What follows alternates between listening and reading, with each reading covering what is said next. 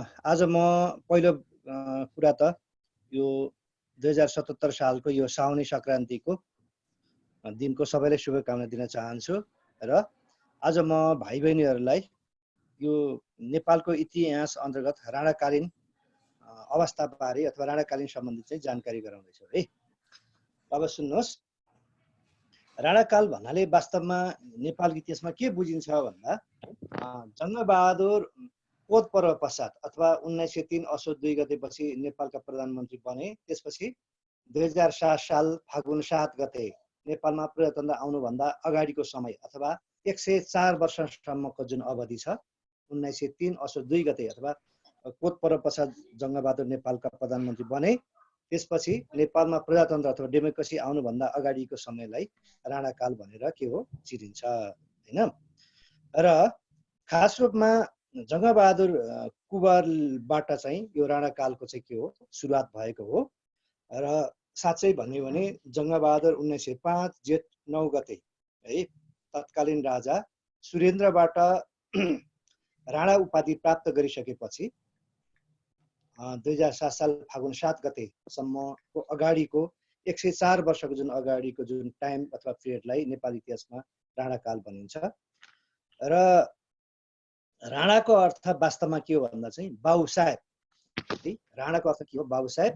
र बाबु साहेबको अर्थ चाहिँ हुन्छ सिन्का नबाचेर खाने व्यक्ति अथवा केही पनि काम नगरेर खाने अथवा अनि सम्पन्न भइसकेपछि त नोकर चाकर राख्छन्, यसरी सिन्का नबाचिकन खान सक्ने हैसियत भएको व्यक्तिलाई भनिन्छ बाबु साहेब अथवा राणाको अर्थ के हो? बाबु साहेब। र नेपालको इतिहासमा जङ्गबहादुरदेखि के हो राणाकाल भयो। र वास्तवमा अधिकांश राणाले देश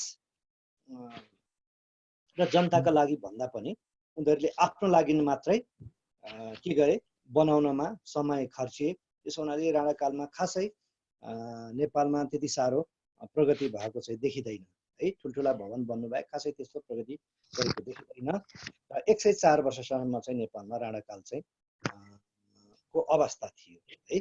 अब म तपाईलाई यो राणाकालको सुरुवातकर्ता जङ्गबहादुरदेखि चाहिँ जानकारी गराउने कोसिस गर्छु है। जङ्गबहादुरको वास्तविक नाम चाहिँ के हो भन्दा चाहिँ वीरनरसिंह कुँवर हो है। जङ्गबहादुरको वास्तविक नाम के हो? वीरनरसिंह कुँवर हो। र यिनको वास्तविक नाम भन्ने चाहिँ वीरनरसिंह कुँवर, तर हामी इतिहासमा चाहिँ यिनलाई चाहिँ जङ्गबहादुर भनेर चिन्छौँ। अब कसरी जङ्गिरहन गयो भन्ने सन्दर्भमा यिनी चाहिँ अलिक बढी जिद्दी स्वभावको थियो कि है। अनि कहिलेकाहीँ झडङ्ग रिसाउने।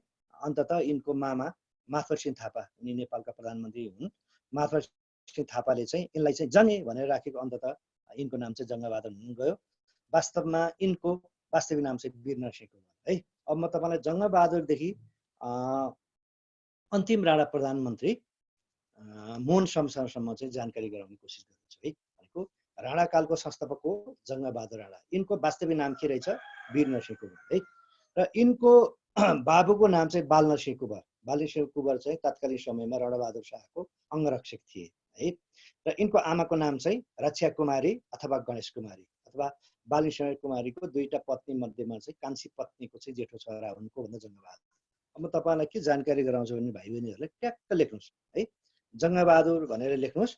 जङ्गबहादुर भनेर लेखिसकेपछि यसको समय टाइम पिरियड चाहिँ 1902 देखि 1933 सम्म है। यिनको जन्म चाहिँ 1874 असार 5 गते गोर्खाको बर्लाङ है। जन्म 1874 असार 5 गते। म तपाईँलाई यो इतिहास पढ्दै गर्दा यहाँहरूलाई भाइ बहिनीहरूलाई जानकारी गराउँछु। र धेरै जसो किताबमा चाहिँ के लेखेको हुन्छ अथवा पढाउने टिचरहरूले पनि सबै कुरा जान्ने हुँदैन कि। त्यही भएर धेरै जसो त यो साल मात्रै हुन्छ, महिना मात्रै हुन्छ, गते हुँदैन है। त्यसो हुनाले यहाँहरूले चाहिँ गतेसम्म जान्दा चाहिँ सबैभन्दा राम्रो हुन्छ। र नेपालको राणा शासनको संस्थापक हो जङ्गबहादुर। यिनको वास्तविक नाम के रहेछ? वीरनरसिंह कुँवर। बाबुको नाम बालनरसिंह कुँवर, आमाको नाम गणेश कुमारी अथवा रक्षा कुमारी। कतिपय किताबमा, कोही किताबमा रक्षा कुमारी, कोहीमा गणेश कुमारी लेखेको छ। यो दुवै चाहिँ एउटै नाम हो है। रक्षा कुमारी र तपाईँको गणेश कुमारी भनेको चाहिँ एउटै नाम हो। र 1874 असार 5 गते गोर्खाको बर्लाङमा जङ्गबहादुरको के हो जन्म भयो है। अब यिनी कसरी राणा बने, कसरी प्रधानमन्त्री बने, कसरी यिनी शक्तिशाली व्यक्ति बने भन्ने सन्दर्भमा जानकारी गराउँदैछु। शाहवंशको कुरा गर्नुपर्दा नेपालको इतिहासमा राजा राजेन्द्रलाई चाहिँ एकदम असक्षम राजाको रूपमा चिनिन्छ है। राजा राजेन्द्रको कान्छी पत्नीको नाम चाहिँ राज्यलक्ष्मी थियो र त्यतिखेर राजा राजेन्द्र चाहिँ वास्तवमा आफूले भन्दा पनि कान्छी श्रीमतीको अरन खटनमा चल्दथे। उनलाई साँच्चै भन्यो भने जोइटिङ्रे राजा भन्दा पनि हुन्छ है। त्यतिखेर को समयको कुरा गर्नुपर्दा राजा राजेन्द्रको छोराको नाम चाहिँ अथवा राजकुमारको नाम चाहिँ अथवा उत्तराधिकारी थियो सुरेन्द्र, जसलाई नेपाली त्यसमा बौला होइन राजकुमारको अथवा सन्की महाराजको रूपमा अथवा सन्की युवराजको रूपमा पनि चिनिन्छ गर्न सुरेन्द्रलाई है। अब म तपाईँलाई जानकारी गराउँछु। जङ्गबहादुर यस्ता व्यक्ति हुन्, भनिन्छ गडले अथवा भगवानले कुनै पनि व्यक्तिलाई कसैले गला दिया हुन्छ, कसैले कला दिया हुन्छ है। कला दिनलाई गला दिने, गला दिनलाई कला दिँदैन। तर जङ्गबहादुर यस्तो खालको व्यक्ति हुन्, गला पनि र कला पनि भएको व्यक्ति, असाध्यै नै चलाक व्यक्ति जङ्गबहादुर है। तर बेला बेलामा झडङ्ग रिसाउने हुनाले नै उनको मामले यिनलाई चाहिँ जङ्गै भनेर जङ्गै भएको हुन् होइन भने यिनी चाहिँ हर कुरामा एकदमै के थिए भन्दा एकदमै ट्यालेन्ट थिए, एकदमै चलाक थिए है। र एउटा जानकारी रहोस्, 14 वर्षको उमेरमा यिनले चाहिँ जान्नुपर्ने कुराहरू त्यतिखेर भाला चलाउन, पौडी खेल्न, बन्दुक खेल्न होइन, शिकार खेल्न आदि इत्यादिमा हर कुरामा पर्फेक्ट थिए। को भन्दा जङ्गबहादुर है। अन्ततः जङ्गबहादुर कसरी चाहिँ राजदरबारभित्र छिर्न पुगे भन्ने सन्दर्भमा हल्का म जानकारी गरेर आउँछु। यो जान्नुपर्ने हुन्छ, यो नजानिकन तपाईँ जङ्गबहादुर बारेमा खासै तपाईँले त्यति जानकारी राख्न सक्नु हुँदैन। अन्ततः के भयो भन्नुला भने जङ्गबहादुरको भाग्य कसरी चम्कियो भन्ने सन्दर्भमा, हुन त यिनको बाबु त्यतिखेर रणबहादुर शाहको अङ्गरक्षक थिए, सुबेदार थिए होइन, नेपाल सैनिकको अथवा नेपाल आर्मीको। र उनी चाहिँ जता बाबु जान्छ उनी त्यतै गएर बसेका धेरै अनुभव थियो। जस्तो उनको बाबु बालेसीको बाद धनकुटामा पनि बसेका थिए, त्यसपछि तपाईँको तराईका विभिन्न जिल्लामा बसेका थिए होइन, जुम्लामा पनि बसेका धेरै अनुभव बटुलेका थिए क्या। त्यसो हुनाले जङ्गबहादुर बाटो टाटो हुनुको कारण चाहिँ यिनको बाबु जता बसेका थिए अथवा उनको बाबु जता जान्थे, उनको पल्टन जान्थ्यो त्यतैतिर पनि उनी जान्थे, त धेरै कुरा जानेका थिए। मैले भने नि 14 वर्ष उमेरमा जङ्गबहादुरले हर कुरा जानेको थिए। त्यतिखेर पौडी खेल्न, बन्दुक चलाउन, भाला होइन हान्न आदि सबै कुरामा पर्फेक्ट थिए है। र यिनको एउटा टर्निङ पोइन्ट चाहिँ कहाँनिर भयो भन्ने सन्दर्भमा यिनी चाहिँ 14 वर्ष उमेरमा तराईमा बाबुसम्म बाल्मीकि कुँवरसँग शिकार खेल्न जाँदा है, राजा राजेन्द्रसँग शिकार खेल्न जाँदा यिनको बाबुको साथमा शिकार खेल्न जाँदा यिनले जङ्गली हात्ती चाहिँ समाते। एउटा जानकारी होस्, संसारको सबैभन्दा खतरनाक जीव, डेन्जरस जीव नै जङ्गली हात्ती हो। त्यस्तो जङ्गली हात्तीलाई यिनले चाहिँ पक्रे। एउटा जानकारी होस्, कुनै बेला धुर्बे हात्ती एकातिर नेपाल एकातिर हुँदा पनि धुर्बे हात्तीलाई नेपालले पराजित गर्न नसकेको अवस्थामा होइन, त्यस्तो डेन्जर जीव जङ्गै एक्लैले समातेपछि ठुलो चर्चा पाए। साँच्चै भने त्यो कुराले भाइरल भयो नेपालभरि, भाइरल त नभनौँ, त्यतिखेर ठुलो चर्चा पाए त्यो कुराले। र त्यो तात्कालीन समयमा राजा को थिए भन्दा राजा राजेन्द्र थिए है।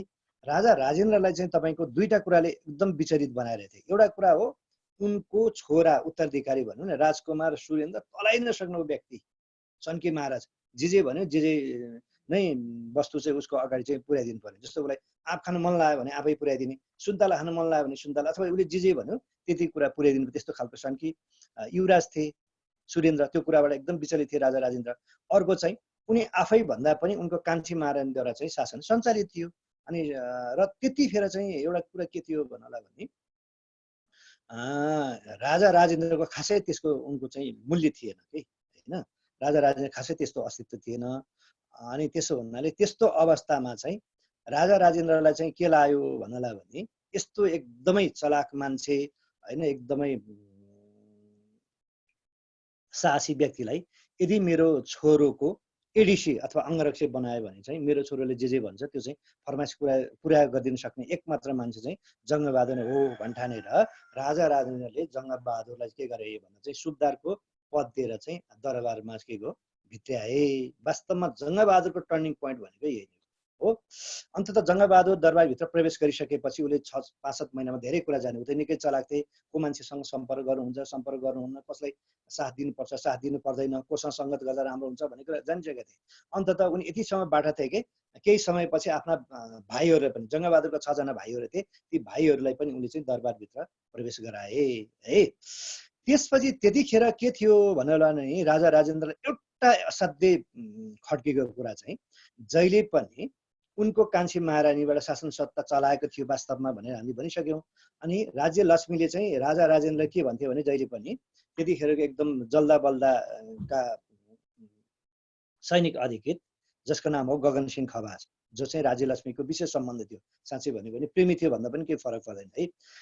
राज्यलक्ष्मीले चाहिँ प्रेमी, आफ्नो प्रेमी नै भनौँ, गगनसिंह खवासलाई चाहिँ प्रधानमन्त्री बनाउनुपर्छ, नभए आर्मीको सबैभन्दा ठुलो चिफ बनाउनुपर्छ भनेर जहिले पनि उनलाई चाहिँ साह्रै नै उनै गर्थे होइन, बढुवा दिन्थे।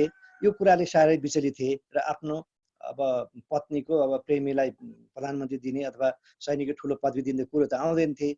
अन्ततः के भयो भन्नुला भने जङ्गबहादुरलाई परिचालन गरेर राजा राजेन्द्रले गगनसिंह खवासको चाहिँ हत्या गराइदिए भन्न त इतिहासमा लालझाले भनेको छ। वास्तवमा भनियो भने जङ्गेकै त्यो ग्रान्ड डिजाइनमा चाहिँ गगनसिंह खवासको चाहिँ हत्या भएको हो। अन्ततः हत्या भइसकेपछि उनको प्रेमिका त रणचण्डी हुने भई। अन्ततः राज्यलक्ष्मीले यो हुनेवाला नेपालको प्रधानमन्त्री अथवा शक्तिशाली यस्तो व्यक्तिलाई कसले मार्यो, तत्काल छानबिन गर्नुपर्छ भनेर आवाज उठाइन् र हनुमान ढोकाको सबभन्दा ठुलो हल है, जसलाई के भनिन्छ कोत, त्यसमा चाहिँ छलफल भयो। कसले मारे, कसले मारेको हो भन्ने विषयमा छलफल हुँदै जाँदा होइन, बस हुँदै जाँदा अन्ततः काटा मारामारको स्थिति भयो। र त्यसपछि जङ्गले के गरे भन्दा जङ्गले त के थियो भन्नु होला भने त्यतिखेर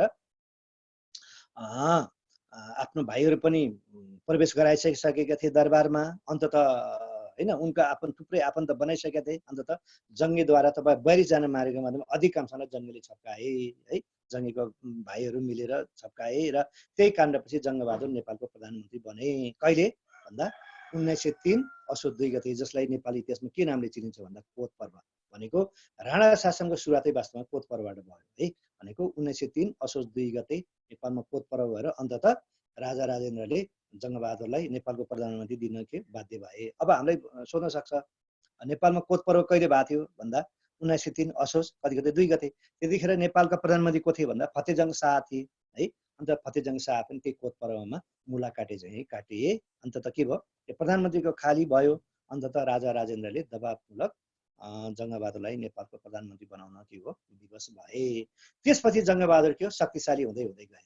र एउटा जानकारी रहोस्, त्यतिखेरसम्म है, जस्तो नेपालको इतिहासमा कोत पर्वको कुरा गर्नु पर्दाखेरि प्रधानमन्त्री को थिए भन्दा फतेजङ शाह थिए। कहिले भएको थियो कोत पर्व भन्दा 1903 असोज कति गते, 2 गते है। र सबैभन्दा पहिला मारिने व्यक्ति को थिए भनेर सोधिन सक्छ। ऐमानसिंह बस्नेत सबैभन्दा पहिला 42 जना मारेको मध्येमा सबैभन्दा पहिलो काटिने मारिने व्यक्ति को थिए भन्दा चाहिँ ऐमानसिंह बस्नेत थिए। कुन बार भएको थियो भनेर सोध्न सक्छ। शनिबार भएको थियो कोत पर्व है। र कोत पर्वपछि बल्ल जङ्गबहादुर के भयो नेपालको प्रधानमन्त्री बनेर दिनानुदिन शक्तिशाली हुँदै गए। र एउटा रोचक कुरा के छ भन्दा कोत पर्वको मारेन कसरी भनिन्छ भन्दा राज्यलक्ष्मी भने हामी सबैलाई थाहा छ। तर एउटा ठुलो सत्य चाहिँ के हो भने त्यो कोत पर्व घटाउन अथवा गगनसिंह खवासलाई मार्न जङ्गबहादुरको ठुलो हात छ भन्ने कुरा चाहिँ पटक्कै थाहा थिएन कसलाई भन्दा चाहिँ राज्यलक्ष्मीलाई थाहा थिएन। अन्ततः उनले चाहिँ के भने भन्दा राज्यलक्ष्मीको छोरोको नाम चाहिँ रणेन्द्र हेर्नुहोस्। अनि उसले के भने जङ्गबहादुर दिनानुदिन चाहिँ शक्तिशाली हुँदै गए, यदि मैले जङ्गबहादुरसँग मिलेर राजा के अरे युवराज सुरेन्द्रलाई मारे भने मेरो छोरो रणेन्द्रलाई प्रधानमन्त्री बनाउन सक्छु भनेर के गरे भन्दा राज्यलक्ष्मीले जङ्गबहादुरसँग खुसामती गरे अथवा मिलोमतो गर्ने चाहिँ अब कुरो अघि बढाए। तर जङ्गले चाहिँ मानेनन् है। त्योभन्दा अगाडि तपाईँलाई एउटा सानो एउटा कुरा भन्न चाहन्छु। जङ्गबहादुर साह्रै बाठो थिए र त्यतिखेर को थिए महारानी भन्दा राज्यलक्ष्मी थिए। त्यो राज्यलक्ष्मीको मुख्य तपाईँको जुन भनौँ न काम गर्ने महिला अथवा उनको एक खालको नोकरनी भन्नुहोस्, सेविका चाहिँ को थियो भन्दा चाहिँ तपाईँको पुतली मैया भन्ने थिए। अनि जङ्गले के सोचे भने पुतली मैयासँग मैले यदि होइन साँठगाँठ गरेँ भने अथवा मेरो प्रेमिका बनाउन मैले मेरो आफ्नो प्रेमिका बनाउन सकेँ भने चाहिँ मैले मेरो चाहिँ जे पनि प्रगति हुनसक्छ भन्ठानेर पुतली मैयालाई चाहिँ जुन मेन सुसारे राज्यलक्ष्मीको मेन सुसारे पुतली मैयालाई चाहिँ उसले आफ्नो प्रेमिका जस्तो बनाएको थिए कि है। त्यसो हुनाले उसको प्रेमिकाबाट चाहिँ जङ्गबहादुरले धेरै कुरा जानिसकेको थिए राज्यलक्ष्मीले। अन्ततः जब जङ्गेसँग मिल्ने उसले प्रस्ताव राखे नि राज्यलक्ष्मीले, अनि जङ्गबहादुरले अस्वीकार गर्दै त्यसपछि उनीहरूको दुश्मनी बढ्दै गएर अन्ततः के भयो भन्दा चाहिँ जङ्गबहादुरलाई मार्ने चाहिँ राज्यलक्ष्मीले षड्यन्त्र गरिन् है, षड्यन्त्र गरिन्। अनि पछि उनले चाहिँ जङ्गबहादुरको बारेमा नेगेटिभ कुरा खोज्दै जाँदा के बुझे भन्दा आफ्नो प्रेमी गगनसिंह खवासलाई मार्ने मुख्य अभियुक्त जङ्गबहादुर हो भन्ने बल्ल बुझिसकेपछि राज्यलक्ष्मीले जङ्गबहादुरलाई मार्ने षड्यन्त्र चाहिँ गरिन्। अब एउटा जानकारी होस्, जङ्गबहादुरमा दुईटा कुराको कमजोरी थियो। एउटा कमजोरी हो उनी खानपानमा असाध्यै नै शौखिन र अर्को चाहिँ स्त्री कमजोरी थियो है। साँच्चै भने स्त्री लम्पटी थियो भन्दा पनि हुन्छ, यो दुईटाको कमजोरी थियो। त्यसो हुनाले राज्यलक्ष्मीले के गरे भन्दा दिनानुदिन त उनको सबै जना नै जङ्गेको साथमा थियो है, सम्पूर्ण शक्ति नै दिनानुदिन शक्तिशाली हुँदै गएको थियो जङ्गबहादुर है। जङ्गबहादुरलाई मार्ने कल्पना पनि गर्न सकिन्थेन, तर उनी दुश्मनी मोलेर राज्यलक्ष्मीले के भने अब यो जङ्गलाई मार्यो भने बल्ल अनि म अघि बढ्न सक्छु भनेर जङ्गलाई मार्ने षड्यन्त्र गरिन्। कसले भन्दा राज्यलक्ष्मीले। यसरी जङ्गबहादुरलाई मार्न रचेको षड्यन्त्र अथवा षड्यन्त्रलाई के भनिन्छ भन्दा नेपाली इतिहासमा धेरैलाई थाहा होला भण्डारखाल पर्व। भण्डारखालको अर्थ हो पिकनिक अथवा वनभोज है, ठुलो वनभोज। अहिले मैले भने जङ्गबहादुरको दुईटा कमजोरी थियो, एउटा स्त्री प्रति कमजोरी, अर्को चाहिँ खानामा सौख अथवा खानपिनमा एकदमै कमजोरी थियो। त्यही भएर उनले यस्तो खानपिन गर्ने भनेपछि जङ्गबहादुर अग्रसर हुन्थे, अन्ततः ठुलो पिकनिक वनभोज आयोजना गर्ने र यसले मन परेको खानामा सुटुक्क पोइजन हालेर यिनलाई चाहिँ नाइस टु मिट गराउने अथवा मारिदिने भनेर आफ्नो षड्यन्त्र बनाइन्। कसले भन्दा राज्यलक्ष्मीले। अन्ततः त्यो षड्यन्त्र गर्ने दिन पनि नजिक आउँदै गयो है, नजिक आउँदै गयो। तर के भयो भन्दा एउटा कुरा जानकारी होस्, महिलाहरूमा यो भन्छ नि यो हाड हुँदैन भन्छ नि है, अथवा महिलाहरूमा बुल्ली के अरे अडिँदैन भन्छ नि है। जब चाहिँ तपाईँको राज्यलक्ष्मीलाई चाहिँ त्यो नजिक आयो नि त पिकनिक गर्ने स्थान वनभोज गर्ने दिन नजिक आएपछि कसलाई भनौँ भने उकुस मुकुस भयो। उनको सबैभन्दा नजिक को थिए भन्दा आफ्नो मनको कुरा सेयर गरेको थियो भने उनकै सेविका को थियो, सेवा सुश्रा गर्ने चाहिँ त्यही पुतली मैया थिइन्। अनि उनले राज्यलक्ष्मीले के भन्यो भने पुतली मैयालाई हेर कान्छी, धेरै दिनदेखि मलाई एउटा कुराले एकदम उकुस मुकुस भइरहेछ, भनौँ कि नभनौँ, भनेको नभने भन्ने अवस्था भइरहेछ, त सुन्न चाहन्छस् भनेर भने सुन्न चाहन्छु भने सुन्न त सुन्नेस् है। तर के भने यो कुरा यदि जङ्गलले थाहा पायो भने यो संसारमा त पनि छैन म पनि छैन, कसैले भन्नुहुन्न, तँलाई चाहिँ आफन्त जस्तो लाएर मात्रै भनेको हुँ अथवा भन्न चाहेको भने के हो महारानी भन्नुहोस्, म कसैले भन्दिनँ भनेपछि उसले के भने यो भण्डारखाल पर्व यो पिकनिक भने वास्तवमा के पनि होइन, जङ्गललाई मार्ने षड्यन्त्र हो। र यो चाहिँ पशुपति नजिक चाहिँ ठुलो जुन सिपलमा एउटा चौर छ त्यहाँ चाहिँ ठुलो वनभोज आयोजना गर्ने, त्यही वनभोजमा चाहिँ एउटा मिठो खानेकुरामा जङ्गलले मनपर्ने मिठो खानेकुरामा पोइजन हालेर जङ्गललाई सिद्ध्याउने खेल हो, वास्तव केही पनि होइन भनेर आफ्नो सुसारेलाई भनिन्। आफ्नो मेन सुसारे अथवा पुतली मैयालाई एउटा जानकारी होस्, यो जुन पुतली सडक छ नि हो त्यही जङ्गेको प्रेमीका पुतली सडक के अरे पुतली मैयाको नाउँबाट नामकरण भएको यो नि जानकारी रहन्छ है। अनि त्यसपछि त जब पुतली मैयाले त्यो कुरा थाहा पाइन् भनिसकेपछि त अब आफ्नो प्रेमीलाई नभन्ने त कुरो भएन। तैपनि त्यतिखेर चाहिँ अब राज्यलक्ष्मी र जङ्गे चाहिँ एक अर्काको एकदम परम शत्रु भएको हुनाले भेटघाट हुन पाउँदैन। अन्ततः पुतली मैयाले जङ्गबहादुरलाई सिधै भेट्न सकिन्थेन त्यतिखेर है। अन्ततः यो जङ्गबहादुरको बिहान र बेलुका पूजा गर्ने एकजना ब्राह्मण हुनुहुन्थ्यो है, एकजना पण्डित हुनुहुन्थ्यो र उनकै मार्फत चाहिँ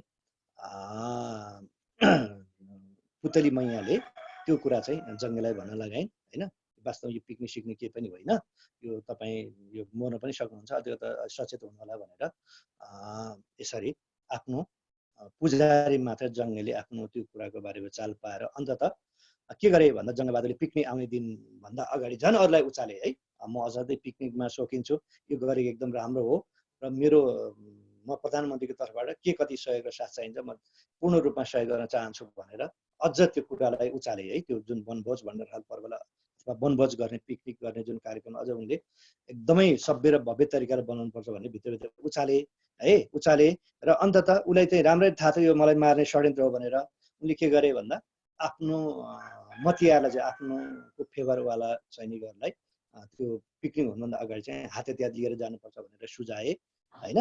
अन्ततः जब पिकनिक भन्ने दिन आयो त्यसपछि के भयो भन्दा जङ्गबहादुरले पिकनिकको दिन चाहिँ आफ्नो विरोधी जतिलाई एकदमै पुरै होइन चेक गरेर गए, निशस्त्र जान पठाए, तर आफ्नो मान्छेलाई भने उसले चाहिँ भित्रै हात हतियार लुकाएर लगेका थिए। अन्ततः जब सबैजना जम्मा भइसकेपछि जङ्गले चाहिँ कहाँको पिकनिक हुन्थ्यो अनि सरासर उनले के गरे भन्दा आफ्नो शत्रुलाई मुलाकाटी चाहिँ काटे त्यही काण्डलाई भन्छ भण्डारखाल पर्व है। भनेको जङ्गबहादुरलाई मार्न रचेको काण्डको नाम के हो भन्दा भण्डारखाल पर्व भनेर चिनिन्छ है। जङ्गबहादुरलाई मार्न रचेको नाम के हो भण्डारखाल पर्व भनेर चिनिन्छ होइन।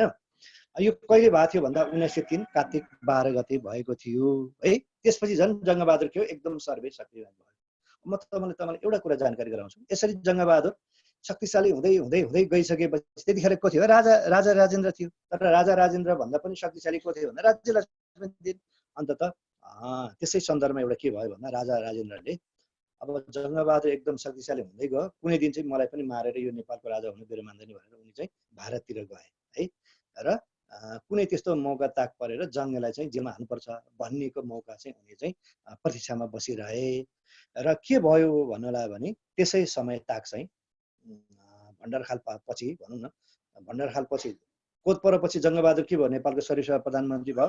भण्डारखाल परेपछि त जम्मै शत्रुलाई जति जम्मै आफ्नो शत्रुलाई सबैलाई टुक्रा टुक्रा पारिसकेपछि मारिसकेपछि त झन् नेपालको एकदम शक्तिशाली व्यक्ति भए। अन्ततः के भयो भन्नलाई भने त्यसपछि त्यो भण्डारखाल परेपछि राजा राजेन्द्र पनि म जङ्गीको हातबाट कुनै पनि बेलामा मर्न सक्छु भनेर उनी भारततिर लागे र यसको कुनै दिन चाहिँ कमी कमजोरी फेला पारेर यसलाई पनि जेलमा हाल्नुपर्छ लागेको। अन्ततः के भयो झन् ठ्याक्कै एक दिन जङ्गबहादुर समातेर जेलमा हाल्नुपर्छ भन्ने सन्दर्भमा होइन त्यो षड्यन्त्र गरेको बेलामा झन् ऊ आफै नै के भयो भन्दा चाहिँ जङ्गेद्वारा राजा राजेन्द्र जेलमा जानु पर्यो। त्यही काण्डलाई नेपाली इतिहासमा अलौ पर्व भन्छ है। जङ्गबहादुरले वीरगञ्ज नजिक अलौ भन्ने ठाउँमा होइन जुन राजा राजेन्द्रलाई समातेर जेलमा हालेको काण्डले भन्छ अलौ पर्व। र अलौ पर्व कहिले भएको थियो भन्दा 1904 श्रावण 22 गते। यो काण्डलाई नेपालको इतिहासमा तपाईँको वाटरलू काण्ड नामले पनि चिनिन्छ है। यो वाटरलू काण्ड भनेको के हो भन्दा फ्रान्सको कुनै बेला सर्वशक्ति व्यक्ति नेपोलियन बोनापार्ट चाहिँ संसार जित्छु भन्दै हिँडेको थियो, तर ऊ 1815 मा वाटरलूको युद्धमा चाहिँ पराजित भएको थियो कि अन्ततः जेलमै बसेर उनको 1821 5 मेमा के अरे नेपोलियनको बोनापार्टको जेलमै हत्या भएको थियो होइन, जेलमै निधन भएको थियो। यसरी नेपोलियन पराजित जुन भयो नि संसार जित्छु भनेर हिँडेको मान्छे 1815 मा चाहिँ यो नेपोलियन बोनापार्ट चाहिँ वाटरलू युद्धमा चाहिँ पराजित भएर जेलमा कैदी हुनु परेको अवस्थालाई वाटरलू भन्ने जस्तै यो नेपालको अलौ पर्वलाई के भनिन्छ भन्दा वाटरलू काण्ड भनेर चिनिन्छ। भनेको राजा राजेन्द्र जङ्गबहादुरलाई समातेर थुन्छ भन्दा ऊ आफै नै कैदी हुनु परेको जुन घटनालाई नेपाली इतिहासमा अलौ पर्व भन्ने चिनिन्छ। कहिले भएको थियो अलौ पर्व भन्दा 1904 साउन कति गते 22 गते है। त्यसपछि झन् जङ्गबहादुर एकदमै सर्वशक्तिमान हुँदै हुँदै गए। अन्ततः त्यतिखेर अहिले अमेरिकाको अहिले चाहिँ विश्वको एकदमै शक्तिशाली व्यक्ति अमेरिकाको डोनाल्ड ट्रम्प भने जस्तै त्यतिखेर विश्वकै एकदम शक्तिशाली व्यक्ति चाहिँ बेलायतको महारानी भिक्टोरिया थिए। फेरि नेपाल र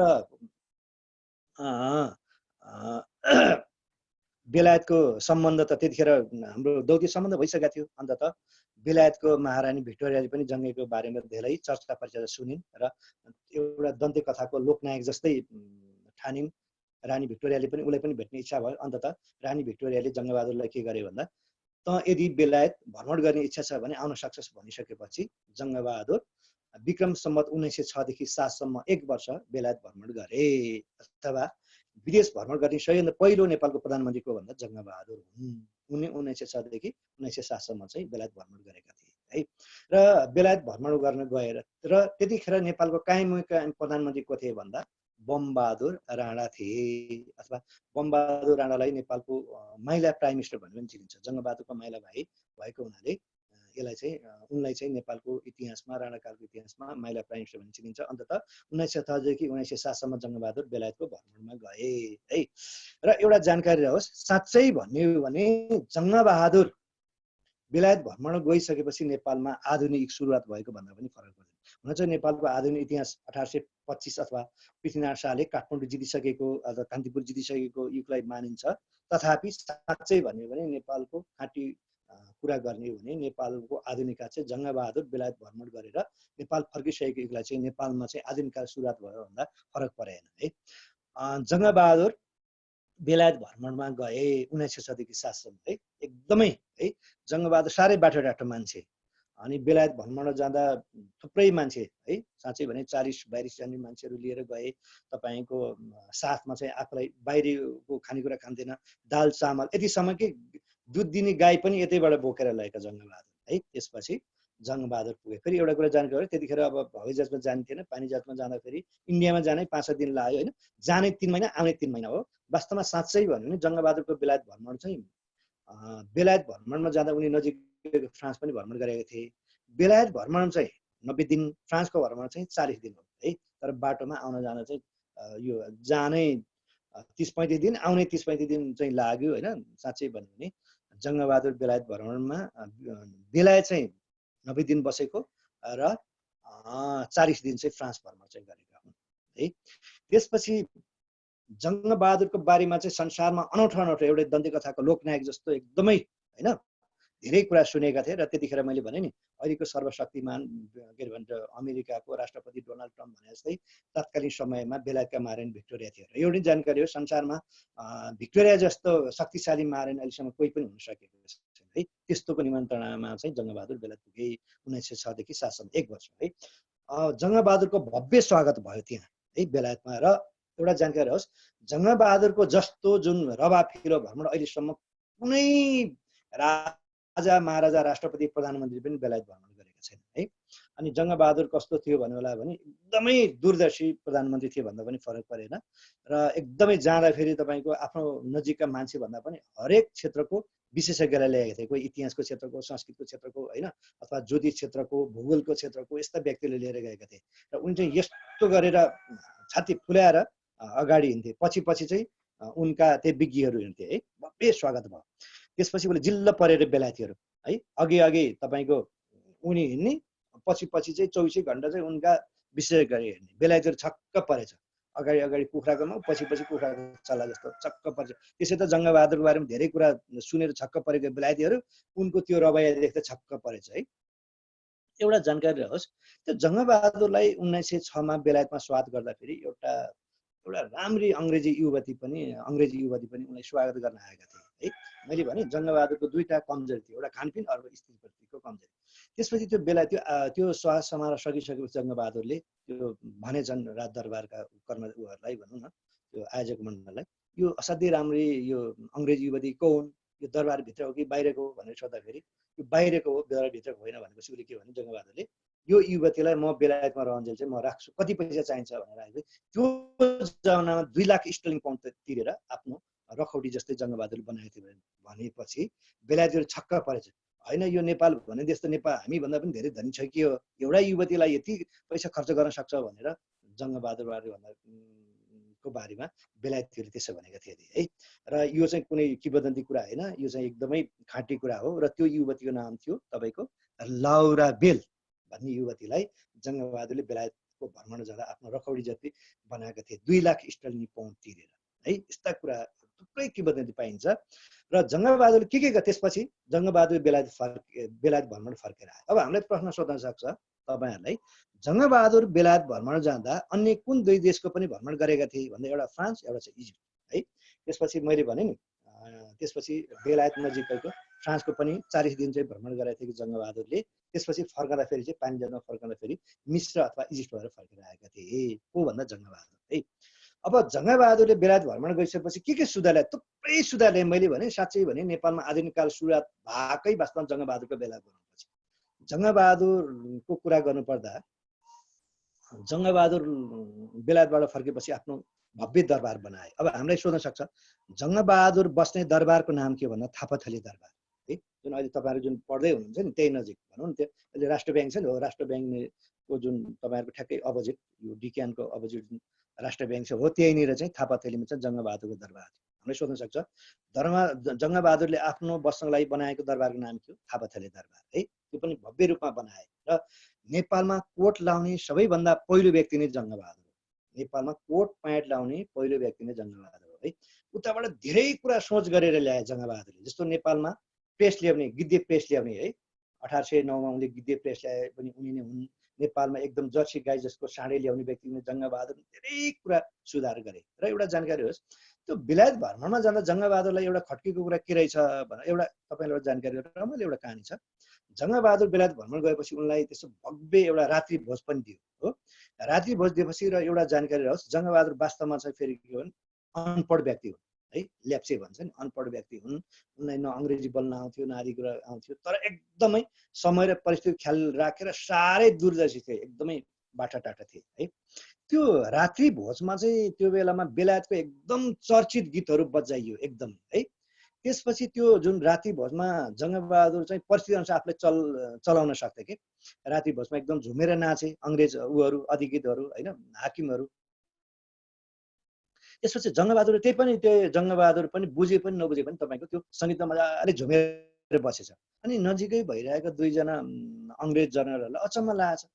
फर्स्ट टाइम जङ्गबहादुर बेलायत आउँदैछ, न यसले हाम्रै भाषा बुझ्छ न यसले सङ्गीत बुझ्छ, तैपनि हामीले चाहिँ मजाले सङ्गीतमा झुकेर मजा लिइरहेछ, के अचम्म हो भनेर असाध्यै खसखस लाएर जङ्गेको जुन त्यो ट्रान्सलेसन गर्ने व्यक्ति हुन्छ नि है, अनि सोधेछ, अनि तेरो राजाले यो हाम्रो सङ्गीत बुझ्छ कि के हो भनेर अङ्ग्रेजीको जनरलले नेपालको त्यो जुन उयोलाई कोही व्यक्तिलाई सोधेछ भनौँ न, त्यो अङ्ग्रेजी जान्ने व्यक्तिलाई। अनि त्यसपछि जङ्गबहादुरले त्यो कुरा बुझिहाले र जङ्गेले पनि के गरे भने त्यसको उत्तर ठाडो रूपमा दिनुभन्दा उनले के भन्छ भने ल सोध् त त्यसलाई त्यो चराको आवाज मनपर्छ कि पर्दैन भनेर सोद्धा मनपर्छ भन्छ।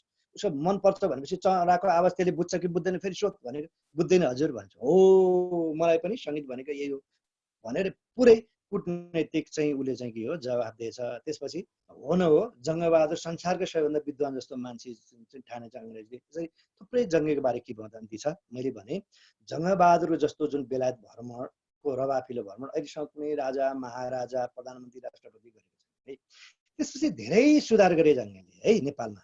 सबैभन्दा महत्त्वपूर्ण सुधार हो जङ्गले के बुझेछन् भने जुन अङ्ग्रेजी बुझ्न जानेनन् उसले के भन्छ भने यदि मैले अङ्ग्रेजी बुझ्न जाने भए अझ म यसलाई चाहिँ राम्रोसँग जवाफ दिन सक्ने भन्ने ठानेर उसले के बुझेछ भने शिक्षाभन्दा ठुलो संसारमा केही छैन, शिक्षाले धेरै कुरा चाहिँ विकास गर्छ भन्ने जानिसकेपछि मिस्टर केनिङ भन्ने व्यक्तिले जङ्गले चाहिँ आफू सँगसँगै नेपाल ल्याए र नेपालमा चाहिँ पढ्नुपर्छ भनेर, अथवा पढ्नु त पढ्नुपर्छ, जनताका छोराछोरी पढ्नुपर्छ भन्दा पनि आफ्नै भाइ खलको पढेर अलि जान्ने बुझ्ने हुनुपर्छ भनेर नेपालमा सबैभन्दा स्कुलको स्थापना गर्ने व्यक्ति नै जङ्गबहादुर हो, जसको नाम चाहिँ के हो भन्नला भने त्यही थापाथली दरबारमा नेपालमा चाहिँ सबैभन्दा पहिला चाहिँ स्कुल दरबार हाई स्कुलको स्थापना गरेका थिए कसले जङ्गबहादुरले।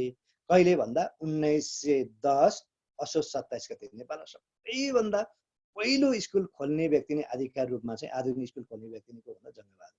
कहिले खोलेका थिए भन्दा 1910 हैन असोज 27 गते सबैभन्दा पहिला नेपालमा चाहिँ के भयो भन्दा स्कुल खोले, त्यहाँ अङ्ग्रेजी पढाइ हुन्थ्यो र नेपालको पहिलो हेडमास्टर को भन्दा मिस्टर क्याङ, जङ्गबहादुरले बेलायत भ्रमणमा जाँदाखेरि सँगसँगै ल्याएको व्यक्ति मिस्टर क्याङ नेपालको पहिलो के हो हेडमास्टर हुन् है। अङ्ग्रेजी भाषा सिकाउबाट चाहिँ पढाइ हुन्थ्यो, मिस्टर क्यानिङले चाहिँ नेपालको पहिलो के हो हेडमास्टर हुने अवसर पाए। त्यसपछि जङ्गबहादुरले ऐन कानुन पनि धेरै बुझे युरोपमा गइसकेपछि र जङ्गबहादुरले गरेको सुधारकै सबैभन्दा महत्त्वपूर्ण कुरा चाहिँ नेपालमा मुलुकी ल्याउने पहिलो व्यक्ति नै वास्तवमा जङ्गबहादुर, जुन 2074 को यो हाम्रो फौजदारी संहिता आदि इत्यादि संहिता छ नि हो, नेपालमा मुलुक ऐन ल्याउने पहिलो व्यक्ति जङ्गबहादुर हुन्। अब कहिले ल्याए मुलुक ऐन भन्दा 1910 पुस 7 गते है, 1910 पुस 7 गते नेपालमा मुलुक ऐन लागू गर्ने पहिलो प्रधानमन्त्री पहिलो व्यक्तिको जङ्गबहादुर हुन् है।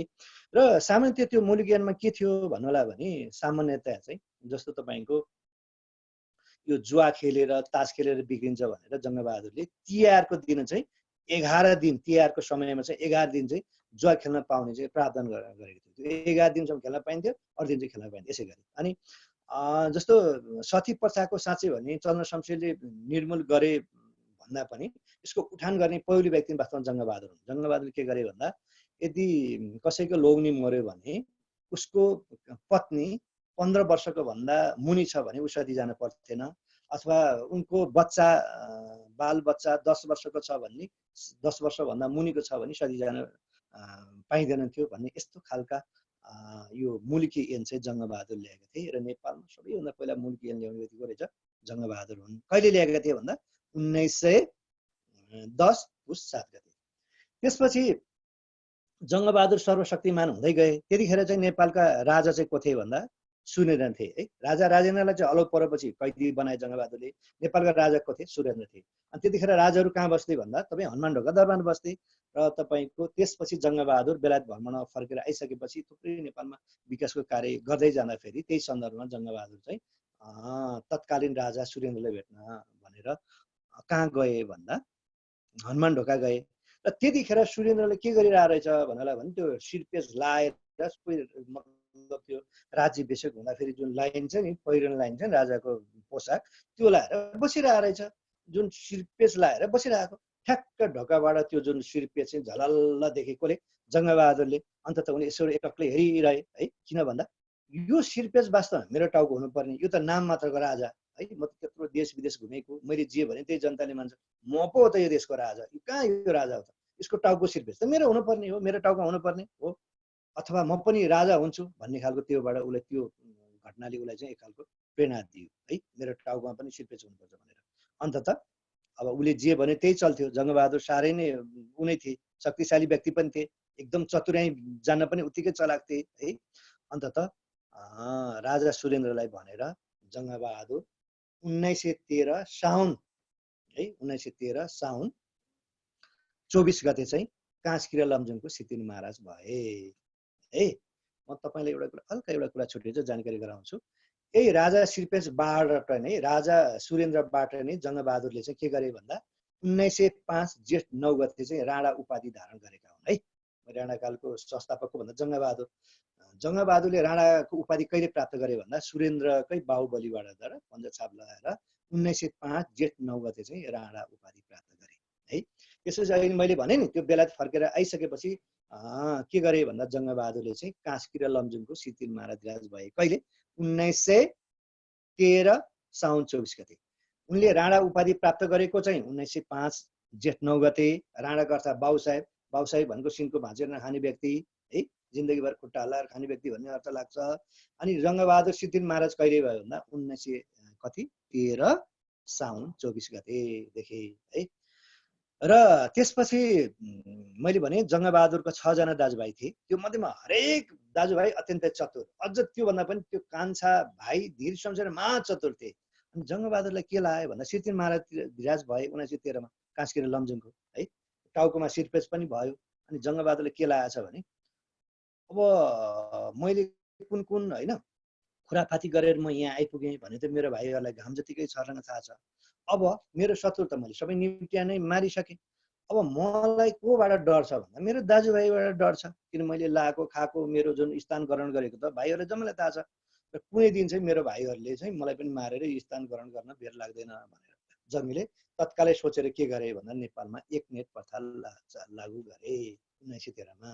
एक नेटको अर्थ चाहिँ हुन्छ तपाईको जङ्गबहादुर पछि जुन शक्ति हुन्छ नि, आफ्नो छोराहरूमा नगई भाइ भतिजामा नगई भाइहरूमा जाने, भाइमा पनि क्रमशः माइलो साइलो काइलो हुँदै कान्छामा जाने र भाइहरूमा चाहिँ जुन शक्तिको जुन पालो जुन हुन्छ नि, शक्ति हस्ताक्षर सकिसकेपछि फेरि जङ्गेकै खलकमा छोरामा फर्कने जुन एक खालको जुन प्रथा छ त्यसलाई भन्छ एकनेट प्रथा। हुन त यो चाहिँ मुस्लिम परम्पराको प्रथा हो है, जानकारी होस्। जङ्गबहादुर नेपालमा एकनेट प्रथा कहिले लागू गरे भन्दा विक्रम सम्वत 1913 मा। एकनेट प्रथा भनेको चाहिँ जुन शक्ति हस्तान्तरण हुने होइन, जङ्गेपछि माइलो भाइ, माइलोपछि सकेपछि साइलो हुँदै हुँदै हुँदै हुँदै कान्छो, कान्छो पनि सकेपछि आफ्नै छोरामा शक्ति आउने जुन प्रथा थियो त्यसलाई के भनिन्छ भन्दा एकनेट प्रथा भनिन्छ। र जङ्गी त त्यतिखेर एकदम सर्वशक्तिमान थिए। र जानकारी होस् त्यतिखेर के भयो भन्नला भने भारतमा त इस्ट इन्डिया कम्पनी सरकार थियो है। त्यसमा इस्ट इन्डिया कम्पनी सरकार थियो। त्यसपछि त्यो इस्ट इन्डिया कम्पनी सरकारदेखि वाक्क भएर, अङ्ग्रेजदेखि वाक्क भएर तपाईँको भारतको उत्तर प्रदेश लखनऊबाटै भनौँ के भयो भन्नला भने एकजना मङ्गल पाण्डे भन्नेले चाहिँ यो तेरो अरण खटनमा कति दिन हामी बस्ने भनेर उसले खुकुरी लिएर अङ्ग्रेजलाई छप्काउन निस्के। त्यही काण्डलाई भन्छ सिपाही विद्रोह आन्दोलन। यो कहिले भयो भन्दा अङ्ग्रेजी तारिकमा चाहिँ सन् 1857 मा, नेपालमा चाहिँ 1914 है जताततै खुकुरी आन्दोलन भयो। त्यसलाई भन्छ सिपाही विद्रोह आन्दोलन है। अनि त्यो सिपाही विद्रोह आन्दोलन जताततै खुकुरी लिएर, इन्डियनहरूले खुकुरी लिएर अङ्ग्रेजलाई छप्काउन निस्के। त्यसपछि अङ्ग्रेजहरू त्राहिमाम भए, इस्ट इन्डिया कम्पनी सरकार। त्यसपछि इस्ट इन्डिया कम्पनी सरकार अथवा अङ्ग्रेज र उसको त राम्रो दोस्ती जमी सहित जङ्गबहादुरको। अन्तत इस्ट इन्डिया कम्पनी सरकारले जङ्गबहादुरलाई चाहिँ गुहारे, हामीलाई चाहिँ यहाँका इन्डियनहरूले हामीलाई खुकुरीले छप्काउन लाए, तेरो सहयोग र साथ चाहिन्छ भनेपछि जङ्गबहादुरले 1000 सैनिक लिएर 1857 को अथवा विक्रम सम्वत 1914 मा भएको जुन सिपाही विद्रोह आन्दोलनमा चाहिँ 1000 फौज लिएर कमान्डिङ गरेर सिपाही विद्रोह आन्दोलनमा चाहिँ दबाउन महत्त्वपूर्ण भूमिका खेले। त्यसपछि अङ्ग्रेजहरू असाध्यै खुसी भए। अनि त्यसपछि तिमी के चाहन्छौ, व्हाट डु यु वान्ट, तिमी जे चाहन्छौ म त्यही दिन चाहन्छु भनेर इस्ट इन्डिया कम्पनी सरकारले भने। अनि भनिसकेपछि जङ्गबहादुरले के भने पनि मलाई खासै त्यस्तो भौतिक सुख सुविधा केही चाहिँदैन, दिने नै हो भने चाहिँ यो सुगौली सन्धि हुँदा 3 मार्च 1816 मा सुगौली सन्धि हुँदा फेरि मेरा केही जग्गा जमिन चाहिँ यो इस्ट इन्डिया कम्पनी सरकारमा गाभिनु पुगेको छ इन्डियामा, त्यो चाहिँ फिर्ता पाउन पाए हुन्थ्यो भनेपछि त्यो अहिले नयाँ मुलुक भनिन्छ नि, बाँके बर्दिया कैलाली कञ्चनपुर चाहिँ त्यही सिपाही विद्रोह आन्दोलन सन् 1857 अथवा विक्रम 1914 को सिपाही विद्रोह आन्दोलनमा जङ्गबहादुरले सहयोग गरे बापत त्यो चाहिँ फिर्ता पाए। गरेको चाहिँ 1857 हो, पाए चाहिँ 1860 मा अथवा 1914 मा उले सिपाही विद्रोह आन्दोलनमा सहयोग गरेको जङ्गबहादुरले। तर त्यो भूमि चाहिँ हामीले नेपालमा चाहिँ 62 वर्षपछि चाहिँ 1917 मा फिर्ता पाएका हुन् है। नयाँ मुलुक भनेको जुन बाँके बर्दिया कैलाली कञ्चनपुर छ नि भनेको जङ्गबहादुरले सिपाही विद्रोह आन्दोलनमा इस्ट इन्डिया कम्पनी सरकारलाई सहयोग गरे बापत चाहिँ अनि पछि चाहिँ खुसी भएर चाहिँ इस्ट इन्डिया कम्पनी सरकारले त्यो चाहिँ 62 वर्षपछि चाहिँ फिर्ता पाएको हो है। यो जानकारी राख्नुहोस्। अन्ततः बीचमा एउटा कुरा म तपाईँलाई जानकारी गराउन चाहन्छु। जङ्गबहादुर 1913 मा कास्की र 1913 साउन 24 गते कास्की र लमजुङको सिद्धिन महाराजतिर भइसकेपछि एकनिर प्रथा लागू गरे र उनले के गरे भन्दा आफ्नो माइला भाइ बमबहादुर राणालाई प्रधानमन्त्री बनाए। आफू चाहिँ सिद्धिन महाराज भए, बमबहादुर राणालाई चाहिँ प्रधानमन्त्री बनाए। तर बमबहादुर राणा चाहिँ 2 वर्षभन्दा बढी चाहिँ प्रधानमन्त्री हुन सकेन। अन्ततः 1913 देखि 14 2 वर्ष प्रधानमन्त्री भएर उनको देहान्त भयो है। यो नि जानकारी रहोस्। र त्यसपछि सिपाही विद्रोह आन्दोलनमा इस्ट इन्डिया कम्पनी सरकारले खुसी पारेपछि जङ्गबहादुर के गरे भन्दा नयाँ मुलुक फिर्ता गरे। अनि फिर्ता गरिसकेपछि त्यसपछि उनमा चाहिँ जङ्गबहादुरमा एक खालको अहम भावना बढ्दै गयो के, घमण्डी बढ्दै गयो। मैले चाहिँ देशको लागि के नै गरेको हो, सबैभन्दा राष्ट्रवादी म हो भन्ने जस्तो एक खालको घमण्ड बढ्दै गयो। र त्यही सिपाही विद्रोह आन्दोलनमा भाग लिने मध्येमा एकजना कप्तान पनि थिए, संयोगले गोर्खाकै हो नि उनी, लखन थापा त्यतिखेर चाहिँ आर्मीको एउटा कप्तान थिए। उनले चाहिँ के गरे भन्नुलाई भने जङ्गबहादुर एकदम आउट अफ ट्र्याकमा जान थाले, एकदम घमण्डी हुन थाले।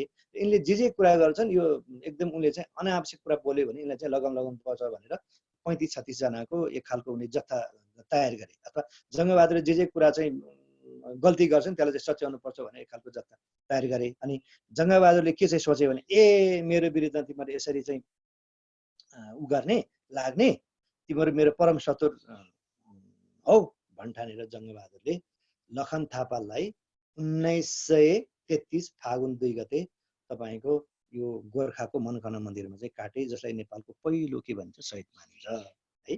उनी सिपाही विद्रोह आन्दोलनमा गएका थिए। सिपाही विद्रोह दबाउन जाने मध्येमा एकजना अफिसर मध्येमा गोर्खाको लखन थापा पनि थिए। त्यसपछि भने नि मैले भने त्यो बाँके बर्दिया कैलाली कञ्चनपुर फिर्ता गरिसकेपछि जङ्गमा एक खालको घमण्डी बढ्दै गयो। अब जङ्गबहादुर आउट अफ ट्र्याकमा गइसकेपछि यसलाई चाहिँ कन्ट्रोल गर्नुपर्छ भने एउटा जत्था तयार गरेको। अनि जङ्गले के सोचे भन्नुलाई भने यिनीहरू चाहिँ मेरो परम शत्रु हुन् भनेर अन्ततः त्यसको नायके लखन थापालाई 1933 फागुन 2 गते गोर्खाको मनोकामना मन्दिरमा झुन्ड्याएर मारे, जसलाई नेपालको पहिलो शहीद मानिन्छ है। र एउटा जानकारी होस्, मर्नुभन्दा अगाडि चाहिँ लखन थापाले के भनेका थिए भन्नुलाई भने तैँले मलाई यसरी अपमानपूर्वक मारिस्, वास्तव हामी तेरै भलाइको लागि यसो कार्य गरेका थियौँ होइन, तेरो हामी शत्रु होइनौँ, यसरी अपमानपूर्वक मारिस्, अब तेरो दिन पनि टाढा छैन भनेर उनले श्राप दिएका थिए भन्ने एउटा किंवदन्ती छ। नभइन्दै अन्ततः जङ्गबहादुर पनि के भयो भन्दा त्यसको केही दिनपछि, त्यसको 14 दिनपछि 1933 फागुन 16 गते तपाईँको तराईमा शिकार खेल्न जाँदाखेरि रौतहट र यो अहिले चाहिँ रौतहटमै पर्छ, रौतहट र सर्लाहीको बिचमा एउटा ठाउँ छ जसलाई पत्थरघट्टा भन्छ, अहिले रौतहटमै पर्छ है। रौतहटको पत्थरघट्टामा 1933 फागुन 16 गते नेपालमा राणा शासनको संस्थापक जङ्गबहादुरको निधन भयो। ल है, तपाईँले पक्कै बुझ्नुभयो होला नेपालमा राणा शासनको सुरुवात कसरी भयो भन्ने सन्दर्भमा, जङ्गीको कतिको भूमिका छ भन्ने सन्दर्भमा अन्ततः नेपालमा राणा उपाधि प्राप्त गर्ने व्यक्ति हो जङ्गबहादुर। कहिले भन्दा 1905 होइन जेठ 9 गतेदेखि जङ्गबहादुर राणा उपाधि प्राप्त गरे र उनी राणाकालीन पहिलो नेपालका प्रधानमन्त्री हुन् है। त्यसपछि अन्ततः 1903 देखि 1933 सम्म जङ्गबहादुरले चाहिँ एकछत्र नेपालमा राज गरे। अब हामीले प्रश्न सोध्न सक्छ, जङ्गबहादुरको निधनपछि नेपालमा को राणा प्रधानमन्त्री बने भन्दा चाहिँ त्यसपछिको रणदीप सिंह बने है। रणदीप सिंह कहिले बने भन्दा 1933 फागुन 16 गतेदेखि नेपालका दोस्रो राणा प्रधानमन्त्री को भन्दा रणदीप सिंह हुन्। र 1900 उनको प्रधानमन्त्री काल भनेको 1933 देखि 1942। अब रणदीपको पालामा नेपालमा के घटना घटित हो भन्ने सन्दर्भमा लेख्नुहोस्। एउटा चाहिँ हो तेजराठ अड्डाको स्थापना है। जङ्गबहादुर पछि नेपालमा को राणा प्रधानमन्त्री बने भन्दा रणदीप सिंह। अनि रणदीप सिंहले के गरे नेपालमा सबैभन्दा मुख्य कुरा भनेको तेजराठ अड्डाको स्थापना। तेजराठ अड्डा भनेको के हो होला भन्ने सन्दर्भमा कर्मचारीलाई ऋण दिने अड्डालाई भन्छ तेजराठ अड्डा, अथवा अहिलेको ब्याङ्क भन्दा पनि फरक पर्दैन। अनि पञ्चाङ्ग पात्रको सुरुवात गर्ने व्यक्ति नै वास्तवमा चाहिँ रणदीप सिंह हुन्। पञ्चाङ्ग पात्रको सुरुवात गर्ने व्यक्ति नै नेपालको इतिहासमा को हुन् भन्दा चाहिँ रणदीप सिंह हुन् है। र एउटा जानकारी हो, साँच्चै भन्यो भने नेपालको अत्यन्तै सोझा राणा प्रधानमन्त्री मध्येमा रणदीप सिंह पनि एक हुन्। वास्तवमा चाहिँ प्रधानमन्त्री रणदीप सिंह थिए, तर वास्तवमा बाहिरबाट खाँटी प्रधानमन्त्री चाहिँ उही जङ्गेकै कान्छा भाइ चाहिँ तपाईँको धीर शमशेर थिए है, साह्रै सोझा प्रधानमन्त्री थिए है। र एउटा जानकारी होस्, अहिले मैले एकनाथ प्रथा भन्थेँ नि, एकनाथ प्रथा भनेको पहिलाको जङ्गबहादुर पछि जङ्गेको माइला भाइ, माइला पछि साइला काइला हुँदै हुँदै हुँदै जाने प्रथालाई एकनाथ प्रथा भनिन्छ। अनि जङ्गबहादुर मरेपछि को राणा प्रधानमन्त्री भयो भन्दा चाहिँ रणदीप सिंहसँग भयो, उनको साइला भाइ। हुनुपर्ने चाहिँ बमबहादुर राणा थियो, तर बमबहादुर राणा चाहिँ त्योभन्दा पहिले नै मरेको हुनाले उनको साइला भाइ चाहिँ रणदीप सिंह चाहिँ जङ्गबहादुरको निधनपछि नेपालका के हो प्रधानमन्त्री, राणा प्रधानमन्त्री बने। उनले गरेका मुख्य तपाईँको सुधार भनेको तेजारथ अड्डाको स्थापना र पात्रो छ नि, क्यालेन्डर भनौँ, पात्रो पञ्चाङ्ग पात्रको चाहिँ सुरुवात पनि उनकै पालामा भएको। उनी अत्यन्तै सोझा थिए, साँच्चै भन्यो भने जङ्गीको कान्छा भाइ धीर शमशेरले प्रधानमन्त्री चलाएको थियो भन्दा पनि हुन्छ। अन्ततः अत्यन्तै सोझा थिए। अब कुरो आउँछ एकनाथ प्रथा अनुसार अब कसको पाला थिए भन्दा त्यसपछिको वीर शमशेरको पाला थियो है। एकनाथ प्रथा अनुसार चाहिँ जङ्गबहादुर मरिसकेपछि रणदीपको पालापछि वीर शमशेरपछि खड्ग शमशेरको पाला थियो। अनि खड्ग शमशेर व्यक्ति चाहिँ साह्रै महत्त्वाकांक्षी, हर कुरा चाँडै चाहिन्थ्यो। अनि उसलाई के लागेछ भन्दा कहिले रणदीप सिंहसँग मरेर कहिले वीर शमशेर मरेर त्यतिखेर मेरो पाला आउँदा त म त माथि पुगिसक्छु भन्ठानेर यदि मैले रणदीप सिंहको हत्या गरेँ भने प्रधानमन्त्री बन्ने पालो चाँडै आउँछ भनेर वास्तवमा चाहिँ के गरे भन्दा वीर शमशेरसँगै साझेदारी गरेर अथवा एक खालको ग्रान्ड डिजाइन बनाएर 1942 होइन मङ्सिर 9 गते रणदीप सिंहको हत्या गरे। हुन त ती वीर शमशेरको पनि त्यसमा ठुलो उनी भूमिका थियो, तर वास्तवमा चाहिँ खड्ग शमशेरद्वारा अथवा भतिज खड्ग शमशेरद्वारा रणदीप सिंहको हत्या गरियो। कहिले 1942 मङ्सिर 9 गते। यसलाई नेपाली इतिहासमा 42 सालको काण्डको नामले पनि चिनिन्छ, यो जानकारी होस् है। मैले भने जङ्गबहादुर पछि नेपालमा को राणा प्रधानमन्त्री बने भन्दा रणदीप सिंह प्रधानमन्त्री बने हो। अनि उनको पालामा के भयो मुख्यतया भन्दा तेजारथ अड्डाको स्थापना र पञ्चाङ्ग पात्रको सुरुवात। र नेपालमा अधिकांश काण्ड घटेको मध्येमा यिनकै पालामा पनि घटेको छ। त्यसमध्येमा वसन्त पर्व, 42 सालको पर्व, 38 सालको पर्व कुन राणा प्रधानमन्त्री पालामा घटेको थियो भन्दा यही रणदीप सिंह पालामा घटेको थियो। र रणदीप सिंहको हत्या कोद्वारा गरियो भन्दा खड्ग शमशेरद्वारा। कहिले 1942 मङ्सिर 9 गते। यसलाई नेपाली इतिहासमा 42 सालको पर्व नामले पनि चिनिन्छ है त। र एउटा जानकारी होस्, नेपालको इतिहासमा है अहिलेसम्मको इतिहासमा नेपालका प्रधानमन्त्री मध्येमा बालवाला प्रधानमन्त्री मध्येमा पदमै छँदा हत्या भएका प्रधानमन्त्री जो जम्मा 3 जना छन् है। कोतपरमा मारिने व्यक्तिको फतेजङ शाह, अनि जङ्गबहादुरको मामालाई जङ्गबहादुरले चाहिँ आफ्नै मामा यो माथुर सिंह थापाको पनि हत्या गरेको थिए, 2 जना। र अर्को चाहिँ रणदीप सिंह भनेको नेपालका प्रधानमन्त्रीहरू मध्ये पदमै रहँदा हत्या भएका प्रधानमन्त्री कतिजना छन् भन्दा 3 जना छन्। को हुन्? माथुर सिंह थापा, फतेजङ शाह र रणदीप सिंह है। नेपालका अहिले केपी ओलीसम्मको कुरा गर्नुपर्दा नेपालमा हत्या भएका प्रधानमन्त्री चाहिँ कति भएका छन् भन्दा 3 जना छन्। को रहेछ? फतेजङ शाह 1 जना, रणदीप सिंह 3 जना र अर्को चाहिँ माथुर सिंह थापा है। यति जनाको चाहिँ पदमै रहँदा हत्या भएछ।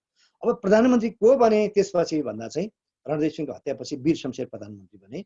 र वीर शमशेर भनेर लेख्नुहोस्, यता चाहिँ के लेख्नु, वीर शमशेरको प्रधानमन्त्री काल भनेको 1922 बाट 1957 सम्म, 1922 बाट 1957 सम्म है। र जब वीर शमशेर प्रधानमन्त्री बने नि 1942 मा, उनले गरेको सबैभन्दा पहिले सुधार भनेको जुन दरबार हाई स्कुलमा चाहिँ जनताका छोराछोरीलाई पनि पढ्नेको व्यवस्था गरे। पहिला चाहिँ राणाका छोराछोरी मात्रै स्कुल जान्थे।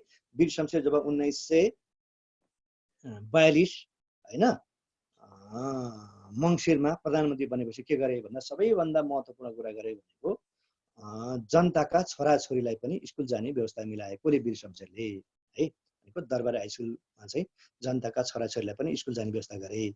अथवा छोरीहरूलाई स्कुल पठाउने व्यवस्था कुन राणा प्रधानमन्त्री गरेका हुन् भनेर सोध्यो भने को रहेछ? वीर शमशेर। र वीर शमशेरकै पालादेखि नामको पछाडि चाहिँ यो राणाहरूले जबरा लेख्न थाले। जबराको अर्थ हो जङ्गबहादुर राणा, भनेको जङ्गबहादुर हामी खलक हौँ, पुस्ता हौँ भन्ने अर्थमा वीर शमशेर पालादेखि जबरा लेख्न सुरु गरियो हैन त। र विदेशी बैंकमा पैसा जम्मा गर्ने चलन पनि वीर शमशेरकै पालाबाट सुरुवात भएको है। त्यतिखेर विदेशी बैंकमा पैसा जम्मा गर्ने चलन पनि कसले चलाएको भन्दा वीर शमशेरले नै चलाएका हुन् हैन। र अर्को कुरा नेपालको सबैभन्दा पहिलो हस्पिटल पहिलो अस्पताल वीर अस्पतालको स्थापना गर्ने व्यक्ति पनि को हुनु भन्दा वीर शमशेरै हुन्। उनले 1947 असार 12 गते चाहिँ यो वीर शमशेरले चाहिँ यो नेपालको पहिलो हस्पिटल वीर अस्पताल सञ्चालनमा ल्याएका थिए है।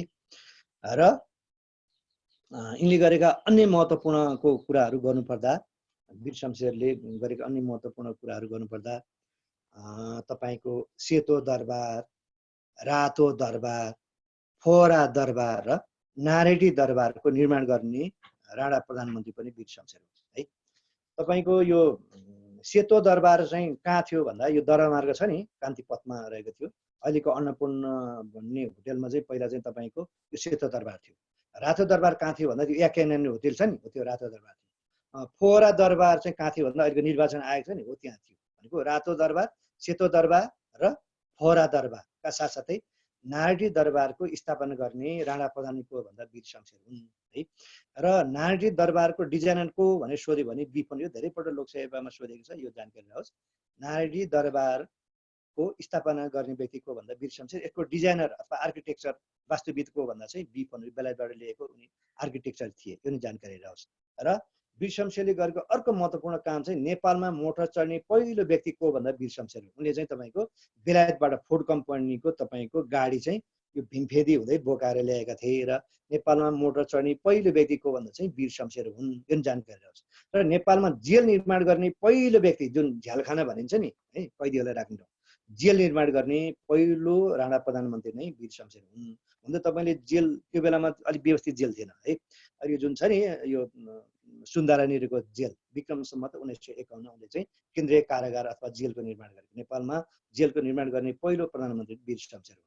र अर्को कुरा उनले गरेको अर्को महत्त्वपूर्ण कुरा चाहिँ तपाईको घण्टाघरको स्थापना गर्ने व्यक्ति नै वीर शमशेर, त्यो पनि विक्रम सम्मत 1951 मा है। र साँच्चै भन्यो भने नेपालका राणा प्रधानमन्त्री मध्येमा चाहिँ वीर शमशेरलाई उदारवादी प्रधानमन्त्री भन्ने पनि भनिन्छ। उनी धेरै विकास गरेका राणा प्रधानमन्त्री मध्येमा उनी एकजना हुन्। उनले थुप्रै दरबार बनाए, रातो दरबार, सेतो दरबार, फोहरा दरबार, नारेटी दरबार आदि इत्यादि हैन। र उनले थुप्रै नेपालमा पनि सुधार गरे। र नेपालको सबै 10 जना राणा प्रधानमन्त्री मध्ये निरोगी राणा प्रधानमन्त्री पनि वीर शमशेर हुन्। र अन्ततः यिनी चाहिँ 1957 हैन फागुन 23 गते आफ्नै कालगतिले चाहिँ निधन भयो। को भन्दा वीर शमशेर है। नामको अगाडि के लेख्ने, जबरा लेख्ने, विदेशी ब्याङ्कमा पैसा जम्मा गर्ने चलन पनि यिनै हुन्। नेपालमा मोटर चढ्ने पहिलो व्यक्ति पनि वीर शमशेर हुन्। वीर हस्पिटलको निर्माण गर्ने, केन्द्रीय कारागारको निर्माण गर्ने। र अर्को कुरा भन्दै गर्दा तपाईको यो कलधारा छ नि हो, नेपालमा कलधाराको सुरुवात गर्ने व्यक्ति, पहिला त ढुङ्गे धारा मात्रै थियो, नेपालमा कलधाराको सुरुवात गर्ने पहिलो व्यक्ति नै हो। यो भक्तपुर र काठमाडौँमा यिनले चाहिँ यो कलधाराको सुरुवात गर्ने व्यक्ति पनि वीर शमशेर हुन्। र बित्ता बाँड्ने चलनले लडाइँमा राम्रो काम गर्यो भने जग्गा जमिन दिने बित्ता भनिन्थ्यो, त्यो बित्ता दिने चलन पनि यिनै राणा प्रधानमन्त्री गरेका हुन्। अब प्रश्न आउँछ त्यसपछि को प्रधानमन्त्री भयो त? अहिले मैले भन्थे नि वीर शमशेरको पाला पछि चाहिँ प्रधानमन्त्री हुने राणा प्रधानमन्त्री को थियो भन्दा खड्का शमशेर, तर नेपाल इतिहासमा खड्का शमशेर प्रधानमन्त्री हुन पाएन है। को भए भन्नलाई भने चाहिँ देव शमशेर भयो। अब किन भएन त वीर शमशेर नेपालको राणा प्रधानमन्त्री, सरी खड्का शमशेर किन नेपालको राणा प्रधानमन्त्री भएन भन्ने सन्दर्भमा तपाईले के भन्छु भने मैले भने नि खड्का शमशेर असाध्यै एकदमै महत्त्वाकांक्षी व्यक्ति के एम्बिसियस भएको व्यक्ति। अनि उलाई के लागेको छ भने राणा प्रधानमन्त्री मध्ये सबैभन्दा निरोगी प्रधानमन्त्री हे वीर शमशेर। यो वीर शमशेर त कति वर्ष बाँच्छ 100 वर्ष भन्दा बढी पो बाँच्ने हो कि है। यो मरेपछि बल्ल म प्रधानमन्त्री हुने पालो आउने, बरु यसलाई विजयमा यसलाई हैन सिद्ध्याए भने मेरो पालो चाँडै आउँथ्यो भनेर खड्का शमशेरले वीर शमशेरलाई मार्ने षड्यन्त्र चाहिँ गर्यो। अन्ततः त्यो चाहिँ पर्दाफास भयो र अन्ततः रङयाद पक्रियो चाहिँ खड्का शमशेर। त्यसो हुनाले वीर शमशेरले के गरे भन्दा उनको प्रधानमन्त्री पाउने रोल कम्पललाई नै उनले खारिज गरिदिएर र काठमाडौँमै बस्न नसक्ने अवस्था बनाएर पाल्पातिर दबाइदिए र उनी पाल्पाको बडा हाकिम भए। को भन्दा वीर शमशेर र आखिर खड्का शमशेर। र खड्का शमशेर एकदमै महत्त्वाकांक्षी व्यक्ति हुन् मैले भनिसकेँ है। र खड्का शमशेरले गरेको एउटा महत्त्वपूर्ण व्यक्ति गरेको काम भनेको नेपालको ताजमहल भनेर चिने जुन पाल्पाको रानी महल छ नि हो, त्यो बनाउने व्यक्ति नै खड्का शमशेर है। खड्का शमशेरले भारतको जुन ताजमहल जुन शाहजहाँले मुमताजको नाममा बनाएको ताजमहल हो नि, त्यसलाई नै उले अनुसरण गरेर के गरे भन्दा चाहिँ नेपालमा एकदमै भव्य महल बनाए, रानी महल बनाए। तपाईले सोध्न सक्छ लोकसेवामा नेपालको ताजमहल भनेर चिनिने पाल्पाको रानी महल कसले बनायो भने खड्का शमशेरले है। कसको नाउँमा भन्दा उनको पत्नी तेज कुमारीको नाउँमा बनाएको। जस्तो भारतको जुन आग्रामा भएको जुन ताजमहल शाहजहाँले आफ्नो रानी मुमताजको नाउँमा बनाए जस्तै उनले के गरे भन्दा आफ्नो रानीको नाउँमा पत्नीको नाउँमा चाहिँ जुन कालीगण्डको किनारमा चाहिँ रानी महल बनाए। र अर्को कुरा उनले गरेको एउटा महत्त्वपूर्ण कुरा चाहिँ जुन जुन लुम्बिनी छ नि, बुद्ध जन्मेको लुम्बिनी हो भनेर खोज तलास गर्ने पहिलो व्यक्ति नै वास्तवमा चाहिँ खड्ग शमशेर हुन्। उनले तत्कालीन समयमा सन् 1896 जर्मनीबाट डाक्टर पुरातत्त्वविद फ्युअरलाई ल्याएर तपाईँको यो लुम्बिनीको खोज अनुसन्धान गरेको हुन्। र खोज अनुसन्धान गरिसकेपछि वास्तवमा साँच्चै भने लुम्बिनीमा त्यतिखेर तपाईँको यो बोका काटेर भोग्दिने चलन थियो है। अनि त्यो फ्युअरले लुम्बिनी यो भनेर पत्ता लगाइसकेपछि बल्ल त्यहाँ चाहिँ मन्दिर बनाएको हो र काटमाट गर्न छाडेको नि जानकारी रहोस् है। अब मैले भने खड्ग शमशेर यो कारणले गर्दा भनेको वीर शमशेरलाई मार्न षड्यन्त्र गरेको कारणले गर्दा रङ्गे हात पक्रेको हुना उनले नेपालको राणा प्रधानमन्त्री हुन पाए। अब प्रश्न आउन सक्छ, अब त्यसपछि को प्रधानमन्त्री भन्दा देव शमशेर है। देव शमशेर चाहिँ 1957बाट 1958मा जम्मा लगभग भनौँ न 114 दिन मात्रै राणा प्रधानमन्त्री भए देव शमशेर। र नेपालको 10 जना राणा प्रधानमन्त्रीमा सबैभन्दा कम समय जस्ट 114 दिन मात्रै राणा प्रधानमन्त्री हुने व्यक्ति चाहिँ देव शमशेर। र यिनको पालामा के घटना घटे त भन्ने सन्दर्भमा अब के सुधार गरे भन्दा देव शमशेरले चाहिँ के गरे भन्दा प्रधानमन्त्री भएकै दिन चाहिँ देशभरि 57वटा पाठशाला खोल्छु भनेर उसले के हो बोले है। म वीर शमशेर चाहिँ एकदमै जनताको अगाडि लोकप्रिय भए, म दाई भन्दा पनि अझ बढी लोकप्रिय हुन्छु भन्ठानेर देशभरि उसले 57वटा पाठशाला खोल्छु भनेर के गरे भने घोषणा गरे र 57वटा पाठशाला खोले पनि। र एउटा जानकारी होस्, यिनलाई चाहिँ देव शमशेरलाई चाहिँ शिक्षाको पिता उपनामले चिनिन्छ है। कतिपय सन्दर्भमा किताबमा तपाईँले स्कुलको पिता पनि भनेर सुन्नुभयो होला। स्कुलको पिता चाहिँ होइन, उनलाई चाहिँ शिक्षाको पिता भनेर चिनिन्छ। कसलाई? देव शमशेरलाई। एकदम सुधारवादी प्रधानमन्त्रीको रूपमा चिनिन्छ देव शमशेरलाई। र यिनले गरेका महत्त्वपूर्ण कार्य के हुन् देव शमशेरले भन्दा चाहिँ कार्य समय 10 देखि 5 बजे बनाएका 10 to 5 कार्य समय 10 बजे 5 बजे 10 देखि 5 बजे बनाए। त्योभन्दा अगाडि चाहिँ कार्य टाइम यति उति भनेर कुनै यस्तो यो टाइमको ड्युरेसन थिएन। कार्य समय 10 देखि 5 बजे बनाउने व्यक्ति प्रधानमन्त्रीको भन्दा देव शमशेर। र उनले चाहिँ एउटा के गरे भन्दा तपाईँको यो धरारमा तोप पड्काउने चलन पनि यिनले चलाएको। त्यो बेलामा त घडी थिएन होइन। राति मध्यरात 12 बजे र दिउँसो 12 बजे तोप पड्काउने चलन थियो। कहाँ भन्दा सुन्धारामा। किनभने त्यतिखेर चाहिँ सबैको हातमा घडी थिएन। घडी नभएपछि चाहिँ 12 बजे तोप पड्कायो भने मान्छेले के बुझ्थे भने दिउँसोको ठ्याक्कै आधा भएछ मध्याह भएछ भनेर जानकारी हुन्थ्यो। अनि ठ्याक्कै राति पड्काइसकेपछि के हुन्थ्यो भन्दा यो चाहिँ रातिको आधा रात भएछ भनेर जान्थ्यो। यसरी 12 बजे तोप पड्काउने चलन कसले चलाएको भन्दा चाहिँ तपाईँको देव शमशेरले। र देव शमशेरले गरेको अर्को महत्त्वपूर्ण, उनी त एकदम सुधारवादी प्रधानमन्त्री थिए। यिनले गरेको अर्को महत्त्वपूर्ण कुरा चाहिँ के हो भनेर भन्नुपर्दा तपाईँको जनताहरू अचेतनै चलाक होस्, बाटोटाटो होस् भनेर उनले के गरे भन्दा पहिला त शिक्षा जताततै खोले, 57वटा पाठशाला खोले। नेपालमा गोर्खा पत्रको स्थापना गर्ने प्रधानमन्त्री नै देव शमशेर हुन्। कहिले स्थापना गरे भन्दा 1958 वैशाख 24 गते। त्यसो हुनाले त्यही यो गोर्खा पत्र नेपालको पहिलो यो के भन्छ समाचार पत्र नै गोर्खा पत्र हो। कसले स्थापना गरे भन्दा देव शमशेरले। कहिले? 1958 वैशाख 24 गते। त्यसो हुनाले वैशाख 24 गतेलाई नेपालले चाहिँ अहिले राष्ट्रिय पत्रकारिता दिवसको रूपमा पनि मनाइन्छ नि जानकारी। 2075 सालदेखि वैशाख 24 गतेलाई नेपालको राष्ट्रिय पत्रकारिता दिवस भनेर मनाइन्छ। किन भन्दा नेपालको पहिलो समाचार पत्र गोर्खा पत्र स्थापनाको दिनलाई सम्झेर यसो गरिएको है। र मैले भने नेपालको सुधारवादी प्रधानमन्त्री भनेर कसलाई चिनिन्छ भन्दा चाहिँ देव शमशेर है। अनि असाध्यै सोझा थिए। अन्ततः पालो कसको पालो आउँथ्यो म सकिनलाई हामीसँग धेरै टाइम छैन, म भाइ बहिनीहरूलाई जानकारी गराउँछु। त्यसपछि देव शमशेरको पालापछि कसको प्रधानमन्त्री बन्ने पाले कुन राणा प्रधानमन्त्रीको चन्द्र शमशेर। चन्द्र शमशेर भनेको नेपालको पहिलो पढे लेखेको प्रधानमन्त्री यिनै हो। नेपालमा एसएससी गर्ने पहिलो, म्याट्रिक पास गर्ने पहिलो व्यक्ति नै चन्द्र शमशेर। यिनले कलकत्ताबाट चाहिँ म्याट्रिक पास गरेर साह्रै एकदमै यिनी के थिए भन्दा बाटाटाटा थिए, पढे लेखेका थिए। अरू प्रधानमन्त्री त्यति पढे लेखेका थिएन है। अनि चन्द्र शमशेर चाहिँ त्यतिखेर के थिए भन्दा यो आर्मी सैनिकको चिफ थिए कि है, सैनिकै उनको हातमा थियो। चन्द्र शमशेरलाई के लागेछ भन्दा यो दाई सोझो प्रधानमन्त्री दाईले चाहिँ के भयो देशभरि जताततै स्कुल पनि खोले है। त्यसपछि समाचार पत्र पनि निकाले हैन। एउटा गाउँको समाचार अर्को गाउँ पनि जानी भयो, जनता अर्थात् बाटोटाटो हुने भयो।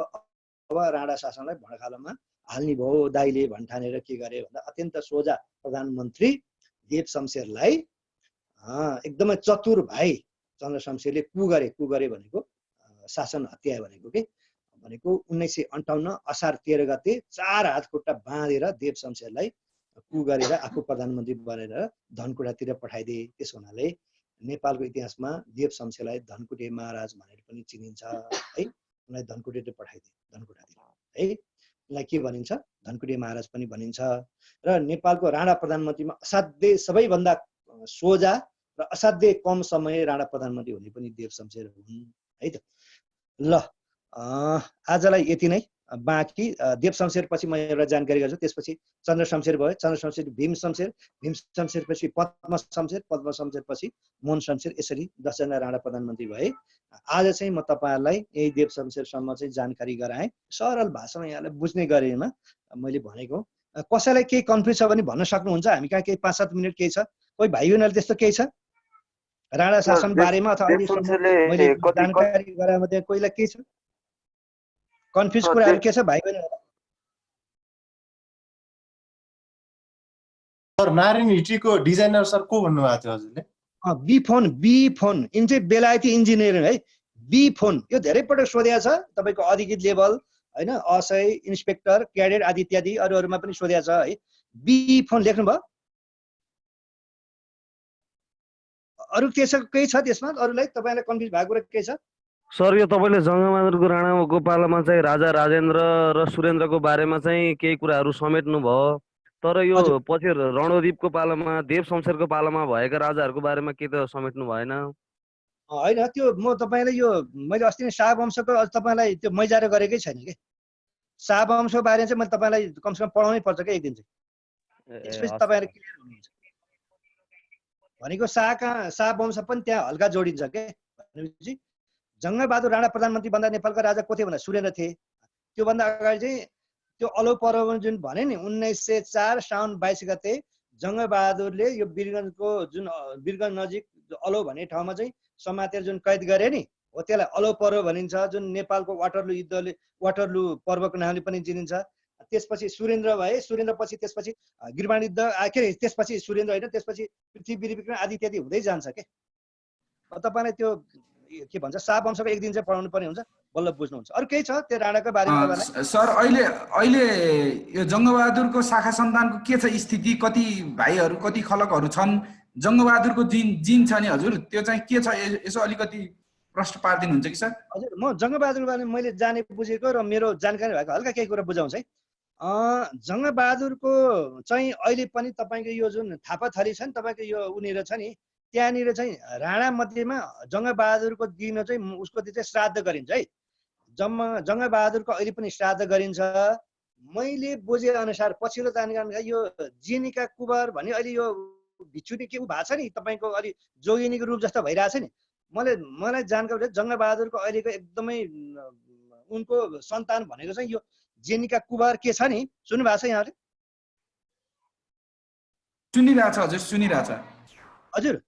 मैले बुझे अनुसार यो सुन्नुहोस् है, जङ्गबहादुरको जन्म 1874 असार 5 गते गोर्खाको बोर्लाङमा भयो। वास्तवमा गोर्खाको बोर्लाङमा भने पनि उनको मामा घर चाहिँ पिपलथोक हो। हेर्नुहोस् है, त्यहाँबाट झन्डै 1 घण्टा भनौँ न 50 मिनट जति लाग्छ मामा घर आउँदाखेरि जन्मेको। तर पनि जे भने पनि अहिले चाहिँ तपाईको गोर्खाको बोर्लाङमा चाहिँ जङ्गबहादुरको बारेमा हल्का अलिकति उसको घरहरूलाई चाहिँ अहिले यो भग्नावशेष रूपमै छ। मैले देखे अनुसार चाहिँ त्यहाँ हैन खासै त्यस्तो त छैन। जङ्गबहादुर र भीमसेन थापाको एउटै गाउँ हो, बोर्लाङमै जन्मेका हुन् र उनी चाहिँ बोर्लाङमा भन्दा पनि वास्तवमा चाहिँ पिपलथोक मामा घर आउँदाखेरि जन्मेको हो जङ्गबहादुर हैन। र उनको सन्तानमा कुरा गर्दा खासै त्यस्तो जल्दोबल्दो केही देखिँदैन। यो कुबरबाट त राणा भयो नि त 1905 जेठ 9 गते। र उनको पछिल्लो पुस्ता भनेको यो जेनिका कुबर भन्ने एउटा अभिनेत्री थिए नि, अहिले चाहिँ उनी यो फिल्मी लाइन छोडेर यो के भन्छ यो जोगिनीको जस्तो एक खालको जोईको भेषमा चाहिँ उनी रहेछ। उनको नातिनी चाहिँ उनकै पुस्तक जङ्गबहादुरको नातिनी चाहिँ मैले जहाँसम्म पछिल्लो पुस्ता चाहिँ यिनै यो जेनिका कुबर के चाहिँ हुने। अरु के छ सर? अलिकति अझ यो हाम्रो जुन जङ्गबहादुर राणाले हाम्रो देश फिर्ता गर्यो नि हजुरको बाँकेबर्ती र कञ्चनपुर आन्दोलन, हजुर यो चाहिँ सिपाही विद्रोह आन्दोलनमा सपोर्ट गरे बापत हैन हजुर? हजुर गर्यो। यसको बारेमा हल्का अलिकति जानकारी गराउनुहुन्छ है। हजुर 1857 मा अथवा विक्रम सम्वत 1914 मा के भयो भन्दा तपाईको भारतको उत्तर प्रदेशमा मङ्गल पाण्डेले चाहिँ अङ्ग्रेजलाई छप्काउन चाहिँ खुकुरी लिएर निस्किए अनि उ निस्किसकेपछि जताततै सबै इन्डियनहरू अङ्ग्रेजलाई छप्काउन निस्किए जुन खुकुरी आन्दोलन भनिन्छ त्यसलाई तर इतिहासमा के बुझिन्छ भने सिपाही विद्रोह आन्दोलन बुझिन्छ त्यसपछि त्यो घटनाबाट त्राइमाम भएर अङ्ग्रेजहरूले के गरे भन्दा यहाँ त जङ्गबहादुर यहाँको त डन हैन एकदमै डन थियो अनि उनको सहयोग र साथ मागे त्यसपछि जङ्गबहादुरले 1000 सैनिक लिएर सिपाही विद्रोह आन्दोलन गर्न इन्डिया गए है गए र त्यो 1000 जना फौज मध्येमा चाहिँ को एकजना शक्तिशाली व्यक्ति मध्येमा लखन थापा पनि थिए त्यो सिपाही विद्रोह आन्दोलनमा चाहिँ मजाले दबाउनलाई जङ्गको सहयोगले वास्तवमा अङ्ग्रेज इस्ट इन्डिया कम्पनी सरकारी सिपाही विद्रोह आन्दोलन सफल पारे है त्यसपछि अङ्ग्रेज असाध्यै खुसी भए त्यसपछि अङ्ग्रेज के भने तैँले जे भन्छस् म त्यही चाहन्छु के अरे दिन चाहन्छु भने इस्ट इन्डिया कम्पनी सरकारले भनिसकेपछि जङ्गबहादुरले के भन्यो मलाई सुन हिरा जहरत भौतिक सरसान केही चाहिँदैन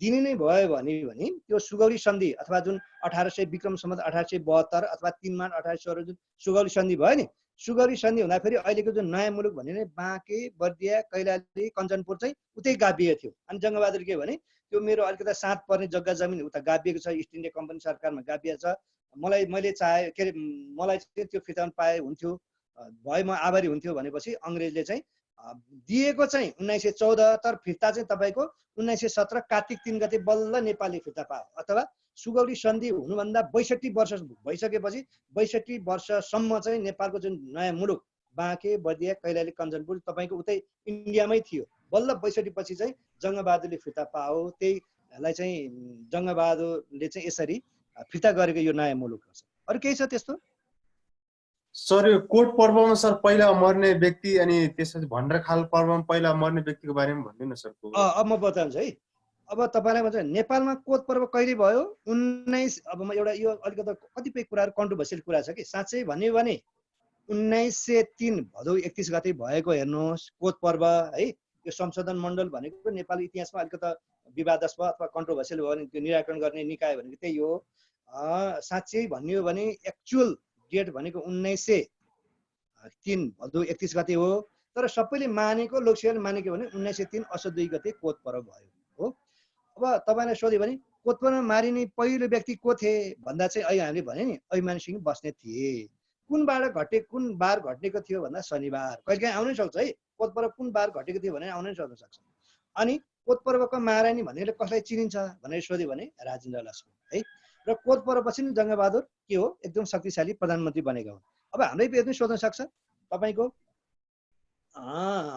यो कोट पर्व भइसकेपछि जङ्गबहादुर एकदम पावरफुल प्रधानमन्त्री भए अनि त्यही कोट पर्व पछि चाहिँ के भयो भन्दा चाहिँ गगन सिंहको हत्या पत्ता लगाउनु भएको काण्ड वास्तवमा कोट पर्व हो अनि त्यसपछि जङ्गबहादुर शक्तिशाली हुँदै गइसकेपछि उनीसँग चाहिँ खुशामत गर्न तयार भइन् राज्यलक्ष्मी तर पछि चाहिँ जङ्गबहादुर नमानेपछि जङ्गबहादुर राज्यलक्ष्मीको दूरी चाहिँ के हो बढ्दै गयो त्यसो जङ्गबहादुरको चाहिँ त्यो नेगेटिभ कुरा चाहिँ खोज तलास गर्दै जाँदा के भयो भन्दा चाहिँ उले चाहिँ मेरो दुश्मन अथवा गगन सिंह खवासलाई मार्नमा सबभन्दा ठुलो हात जङ्गेको रहेछ भनेपछि जङ्गबहादुरलाई मार्न रचिएको काण्डको नामै के हो भन्नलाई भने यही भण्डारखाल पर्व हो है र भण्डारखाल पर्व कहिले भएको थियो भने भन्दा 1933 कार्तिक 12 गते र भण्डारखाल पर्वमा मारिने पहिलो व्यक्ति को हो भन्दा चाहिँ वीरध्वज बस्नेत है भण्डारखाल पर्वमा मारिने पहिलो व्यक्ति चाहिँ वीरध्वज बस्नेत र यो पर्वमा चाहिँ अधिकांश बस्नेत मारेको हुनाले यो पर्वलाई बस्नेत पर्व उपनामले पनि चिनिन्छ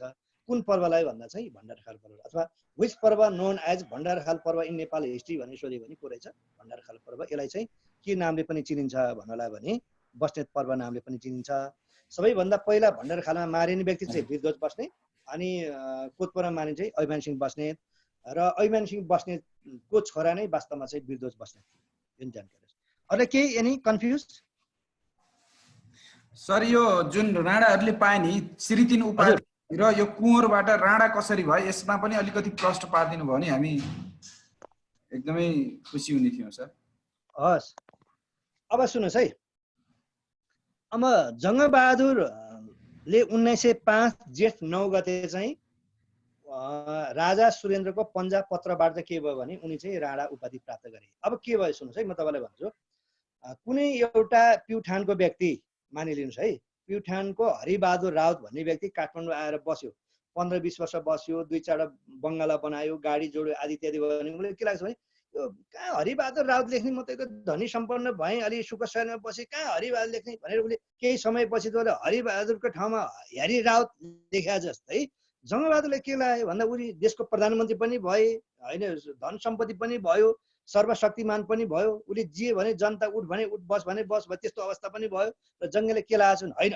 कहाँ यो कुबर लेख्ने, गाउँको खेपा खेपा यो जात कहाँ लेख्ने भन्ने उसलाई त्यो खालको एउटा महत्वाकांक्षा भयो।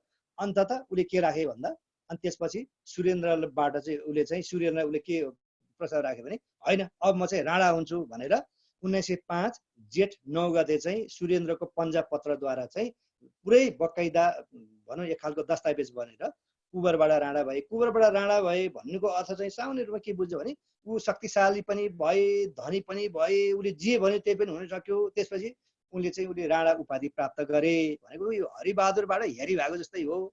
अनि राणाको अर्थ के भन्दा बाबु साहेबको अर्थ भनेको सिन्का नबाँचिकन खाने व्यक्ति। अब नोकर चाकर भइसकेपछि त अब काम गर्ने कुरो भएन होइन हो। यस अर्थमा चाहिँ उनी कुबरबाट राणा भएको भनेपछि उसले सर्वशक्तिमान भए, जे भने त्यही टेर्नी भयो जनताले है, उतै एक खालको किङै भए। त्यसो हुनाले अब कहाँ कुबर लेख्ने गाउँको यो जात भनेर उनी कुबरबाट राणा भएका हुन्। र राणाको अर्थ चाहिँ बाबु साहेब हो। बाबु साहेबको अर्थ मैले भने कुनै पनि काम नगरिकन खाने व्यक्तिलाई बाबु साहेब भनिन्छ। यसरी 1905 जेठ 9 गते जङ्गबहादुर चाहिँ कुबरबाट राणा भएका हुन्। अरू केही छ सर? अरू त्यस्तो केही भाइहरूको के छ? अरू केही छ तपाईहरुलाई? जब sir east India company sir India छोडेर गएको थियो नि त सर, त्यतिखेर पनि त नेपालले त आफ्नो पहिला गुमाएको नेपाल फिर्ता लग्छु भने त पाउँथ्यो होला सर, किन त्यतिखेर राणा तपाईँले भने जस्तो 1/3 भूमि त नेपालले उनीको होइन। जस्तो तपाईँको सुगौली सन्धि हुनुभन्दा अगाडि नेपालको सिमाना त पूर्वमा टिस्टा र पश्चिममा काँगडा अथवा सतलज नजिक यतासम्म थियो है। अब जङ्गेको चाहिँ त्यसपछि बेलायत भ्रमण गएपछि जङ्गेको त एकदम अङ्ग्रेजसँग अथवा बेलायतसँग त एकदम सुमधुर सम्बन्ध थियो। अब उसँग सुमधुर त्यत्रो मेजबानी खाएर आएको व्यक्ति अब इस्ट इन्डिया कम्पनी सरकार पनि हुने नै भए होइन। तर उनले चाहिँ तपाईँले त्यो चाहिँ त भन्न चाहिँ भनेका हुन्ले है। सुन्नुहोस् है, एउटा अस्पष्ट एउटा ऊ अनुसार मैले तपाईँले भने जस्तै चाहेको भए त्यो गुमेको जब्बै सबै माग्न पनि सक्थे भनेर पनि भनिन्छ। तर भन्न चाहिँ उनले भनेकै हुन्ले, त्यो सबै त्यो सुगौली सन्धि हुँदा जम्मै लिने भनेको हुन्ले। तर उसले चाहिँ के भने मलाई अत्यन्त पाएक पर्ने जुन मलाई नभई नहुने जग्गा चाहिँ उसले दुईटा अप्सन राखे अरे है। तपाईँको अस्पष्ट शब्द भन्दा पढ्न त डाक्टर राजेश गौतमदेखि अर्को पनि मैले किताब पढेको छु यसको सन्दर्भ बारेमा। तपाईँले उठान गरेको प्रश्नमा भन्न त उनले त्यो कुरा पनि भनेको रे, तर अङ्ग्रेजहरूले चाहिँ त्यो नदिकन तँलाई असाध्यै काम लाग्ने तेरो 7 किल्ला चाहिँ मिल्ने भनेर चाहिँ यो नयाँ मुलुक दिएको भने चाहिँ भनिन्छ। कुरा चाहिँ उठान गरेको रे, तर अङ्ग्रेजले चाहिँ नदिएको भने पाइन्छ। वास्तवमा चाहिँ यो कुरा चाहिँ गौडै छ होइन। तपाईँले भने जस्तो त्यो सबै गुमेको भए किन मागेन होला त, जे दिन्छु त्यो दिन चाहन्छु भनिसकेपछि होइन। भन्न त माग्न त मागेको हो रे, तर अङ्ग्रेजले के जोड गरे भने तिमीलाई असाध्यै पाएक पर्ने यो जग्गा जमिन चाहिँ हुन्छ नि, त्यो नभइकन हिन्डुल गर्नै नपाइने अथवा त्यसले आकार पनि नमिल्ने भए हुनाले यो चाहिँ अत्यन्त महत्त्वपूर्ण छ भनेर यो मात्रै फिर्ता गरेका हुन् भनेर भन्छ है। सुन्नुहोस्, 1914 हो दिन्छु भनेको, तर काम कारबाही आदि काजी कामकै गर्दा चाहिँ बल्ल त्यसको 1914, 15, 16, 17 बल्ल 3-4 वर्षपछि 1917 कार्तिक 3 गते बल्ल अनि त्यो 62 वर्षपछि त्यो हालको नयाँ मुलुक चाहिँ बल्ल नेपालले चाहिँ फिर्ता ल्याए जानकारी भन्न त उनले भनेको। तर अङ्ग्रेजी त्यो कुरा त्यति चाहिँ उनले चासो दिएन, नभई नहुने यो जग्गा मात्रै फिर्ता दिएको हो भन्ने चाहिँ पढ्न पाइन्छ। अरू केही छ? म बाँकी चाहिँ तपाईँलाई म अर्को दिन यो उबाट चाहिँ चन्द्र शमशेरदेखि अरू कुरा राणाकालमा अझै सिद्धिया छैन। यो त हाम्रो आधा मात्रै भयो, अझ कति कुराहरू छन् एकदम इन्ट्रेस्टिङ कुराहरू छन्। कति थुप्रै त्यस्ता किसिमका पदहरू छन्, त्यस्ता कति किसिमका उहरू छन् होइन, नामहरू छन् राणाका। बडो इन्ट्रेस्टिङ छ क्या यो, बुझ्दै चाहिँ पर्छ। हेर्नुहोस्, 104 वर्षसम्म नेपालमा जुन जाने राणा शासन आफ्नो लागि मात्रै गरे, जनताको लागि देशको लागि होइन कि आफू बन्नको लागि मात्रै गरे, ठुलो भवनहरू बने। र एउटा कुरा चाहिँ नेपालमा जति पनि ठुल्ठुला दरबार छन् सबै अधिकांश जम्मै 90% राणाहरूले मात्रै बनाएको। अरू केही छ त्यसो? ल सर अब नेक्स्ट क्लासमा चाहिँ कन्टिन्यू गरौँला अरू बाँकी। हजुर हजुर कन्टिन्यू गरौँ है। माघे सङ्क्रान्तिको सबैजनालाई शुभकामना। साउने सङ्क्रान्ति होला सर। दिन पुगोस् होइन, सबैको राम्रो होस्। हजुर हजुर ल wish you have a good time. हजुर म पनि बिदा हुन्छु। साउने सङ्क्रान्तिको फेरि एकचोटि शुभकामना भन्दै भाइहरूबाट बिदा हुन चाहन्छु। हस् त है, धन्यवाद।